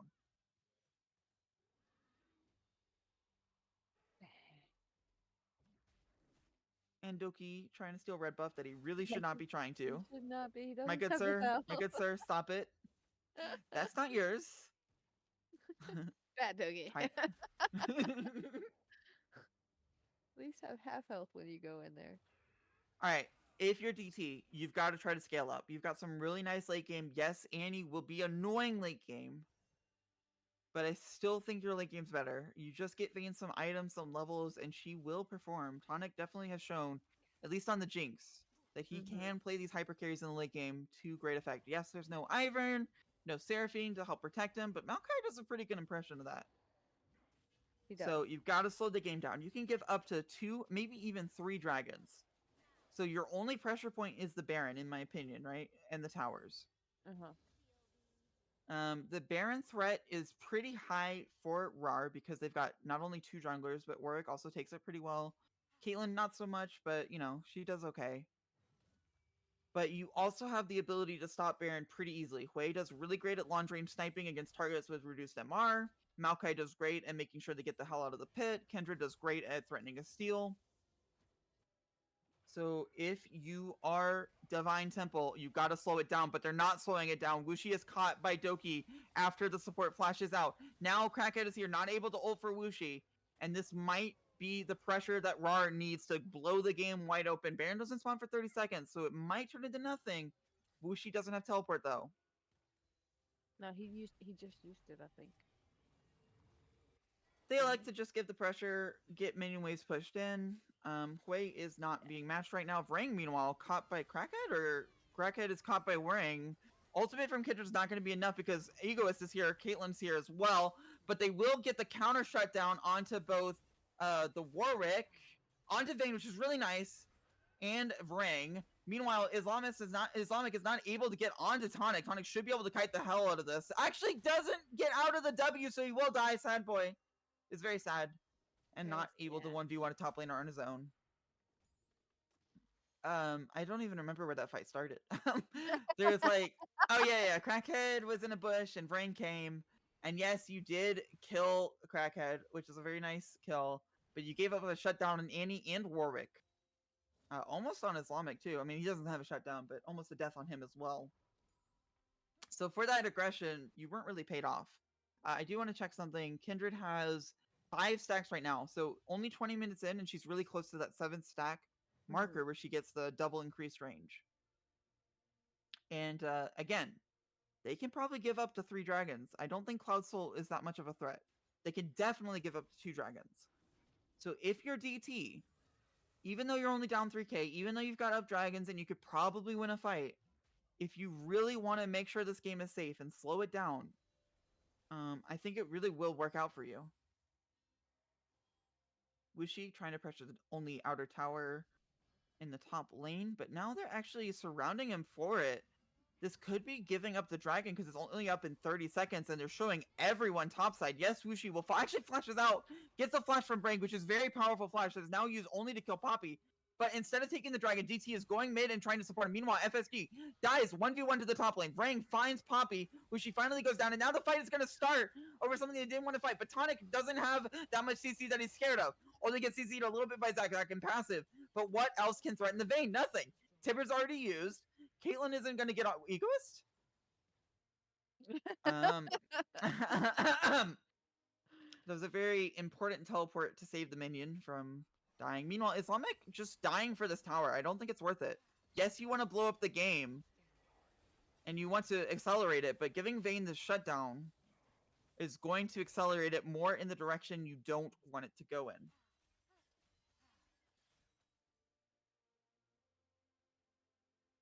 Baron is still the pressure here, right? But you don't have Islamic until he can teleport. And again, every status that I talked about before, the Hui sniper damage, the Kindred ability to get in and steal, Poppy ultimate, Maokai ultimate, it's really hard to pressure Baron here. So even if DT takes these fights that are 50-50, if they win enough of them, or even just like lose barely enough with them, I don't think there's enough pressure that DT will fall under unless RAR can turn it into a Baron. Which again will not be, oh, they start Baron and DT has to walk into them, but RAR starts a fight, wins it, and then goes to Baron. Right. Hopefully. Right, and even if just Kindred, just Hui, or Vayne and Maokai are alive, it's still hard to do Baron if you are already low health from a fight. So they not only have to win it, they have to win it overwhelmingly. And again, this is a fight that I believe that DT can just walk away from. So, if this game is played properly, or the way that I believe it should be played, it should last at least another 10 minutes or so. I think we're in for a long one. They're definitely pushing back and forth enough to drag this game out. Yep. And there will be a lot of dragons taken before Soul is claimed.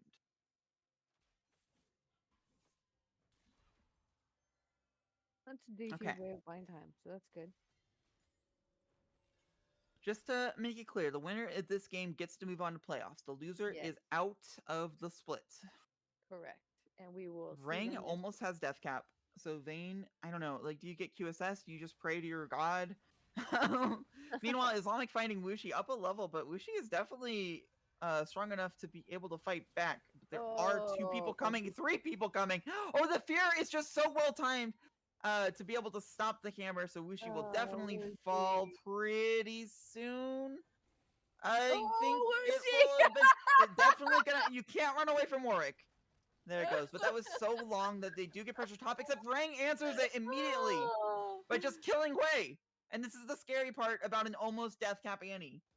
Oh, Crackhead finds Ryan, gets the flash out and the net out, flashes into it, and now Egoist is on top of him. Kindred ult will not be enough. Doki is coming, and there's so much damage already in the Kindred ult. Yes, they get Ryan. Crackhead will also fall. This is another fight that they cannot take. If Tonic dies here without getting serious damage, this will be a Baron. Meanwhile, Islamic is taking the inhibitor. Tonic goes down. They're going to go directly onto the Baron. Islamic is pressuring the base with only Sad Boy to stop it. They should be able to 3v0 the Baron.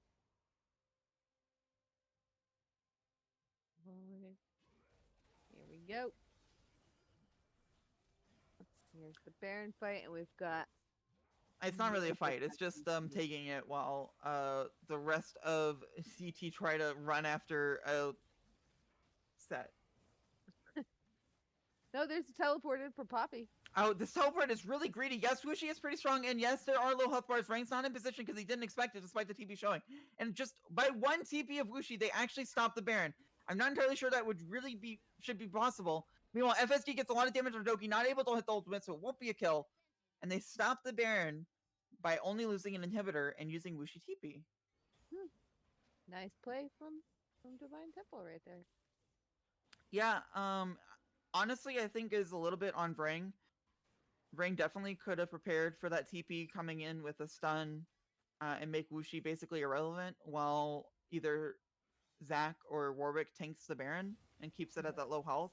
But honestly, it's hard to be coordinated in that kind of position, especially if you don't know who's TPing in. And again, I believe Baron is the only real threat on this map. Taking 3rd Dragon, even taking 4th Dragon here, is not going to pressure DT into the end of the game. But again, Crackhead just goes for these fights, is able to escape this time. But going for deep vision is really scary and possibly not worth it. Because again, I believe the only way that you lose the Baron contest, the only way that RAR can just do the Baron while you're alive is if you die, basically. Right. I don't think you need the deep vision to see that they're doing it. They just shouldn't start it while you're alive. Meanwhile, they're going for vision on this Baron while the rest of RAR is wrapping around them in the top lane. So Zach engages early, will not be in any pressure. Tonic is here, yes, but there's going to be so many people behind. Annie needs to find Tonic right now. Here comes Rang with the flash. Finds Tonic. Tonic will go down. And that's definitely going to mean that the fight is much harder. RAR will find everybody. FSG maybe escapes, but again, Caitlyn is here. They're TPing to end the game. I believe RAR have just done it. Islamic is on the towers. FSG running for his life. Will die to an Aaron Fireball. And there's no chance that RAR does not end the game here. No, this will be RAR winning 2 games with 2 smites. over DT and getting into playoffs. Yeah. Good games, guys. Good games. 3 minutes was not enough time to adapt to the unconventional, not against the rules, but unconventional playstyle of RAR. All right, so And that's that. I mean, yeah, they did double smite. They bullied out Crackhead. I mean, Crackhead wasn't bullied that much that game, but it worked out. I mean, It did. honestly, it's unfortunate that Ryan was not pressured either game. Really, it's unfortunate that Sad Boy was not able to make his role appear able to overcome the fact that there was no support on the enemy team. And honestly, RAR just brought in something special and asked DT to deal with it. The first game, it didn't end up being possible because they're comp, in my opinion. Like, I don't think it's really possible to deal with that easily whenever you don't know what's going on and you have a Seraphine Senna. But this time they were fully aware of what was available, what was going to happen. They drafted particularly into it with the Kindred and the Vayne, and they still were not able to win. And so, what do you do if you're the playoff team that plays against RAR? Well, I'll tell you what you do. You ask a coach, which you can get from coachify.gg, our sponsor, because at coachify.gg, it's a platform for esports coaches to track their students and grow their business and tell you how to deal with double smite. With zero commissions for you to join course tracking and PayPal integration, all you have to do is look at this VOD and see exactly what DT could have done to deal with it, and then tell your students, hey, draft this, play like this, Punisher level 1 or anything. And that's all what a coach can do for you if you go to coachify.gg. That's right. And that's why they're a sponsor. But seriously, like, do we know which team is playing against RAR Yes. now? Give me just a second, and I can tell you. Have to fix the head-to-heads. All right. So, according to the standings in the games, how they came out, we have week 1 of playoffs. We have Brad Balster Chastity versus RAR, and Okay, that's Conduit going to be Blackout interesting. versus Dynasty Starweavers. Oh man. And then, so the winner of those 2 games will be picked, like the 2 winners. Syndicate Strokers will have their pick out of those winners for game 2, and Ego Nog will play whoever Syndicate did not pick. And will it be best of 3? They are best of 3s in week 1. Best of 5 start week 2. Wait, am I reading this right? Okay. Oh, this is the wrong. Oh, I see what I did. Are you looking at the wrong sheet? I was like, oh, here's RAR. Obviously, this is the right No. playoff bracket because it has RAR, and RAR is the team we're talking about. But that is not Yeah. how that works. And if you look at the standings, it does look like we have a tie, but we do not. Conduit Blackout does beat the head-to-head over Dynasty Starweavers 2-1. So, no tiebreakers. Wow.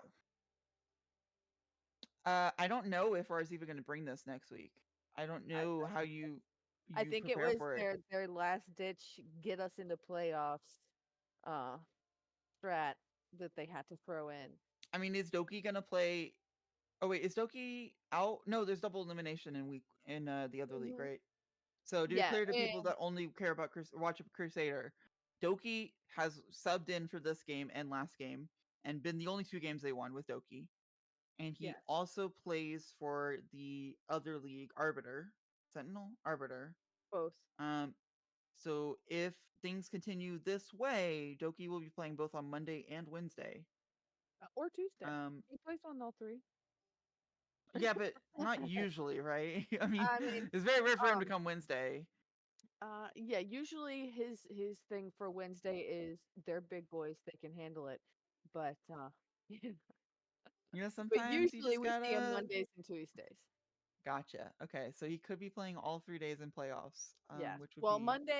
Monday, RAR will not be playing. They have a bye because sadly, Baron Buddies had to drop forfeit due to some roster issues. So we will not That see them is in Arbiter. unfortunate. Yeah. Okay, so Doki only has to play Tuesday and Wednesday. Right. Probably the He's only got a day member of off. the entire league that has played in all 3 of the divisions, which is absolutely insane. Probably, definitely the only one to win in all three.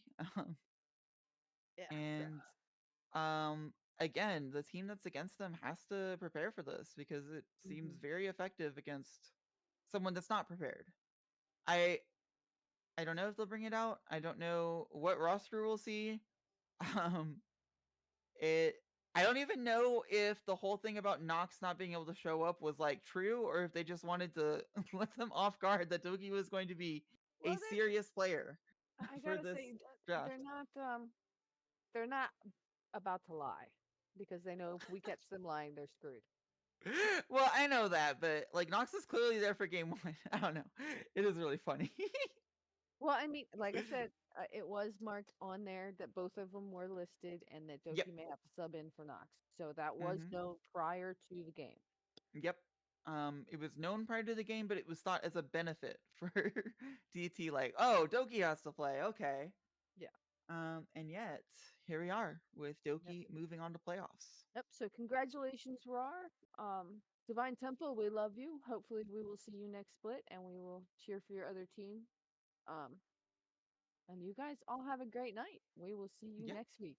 Thanks Playoffs for week joining us. 2. Next week is going to be explosive.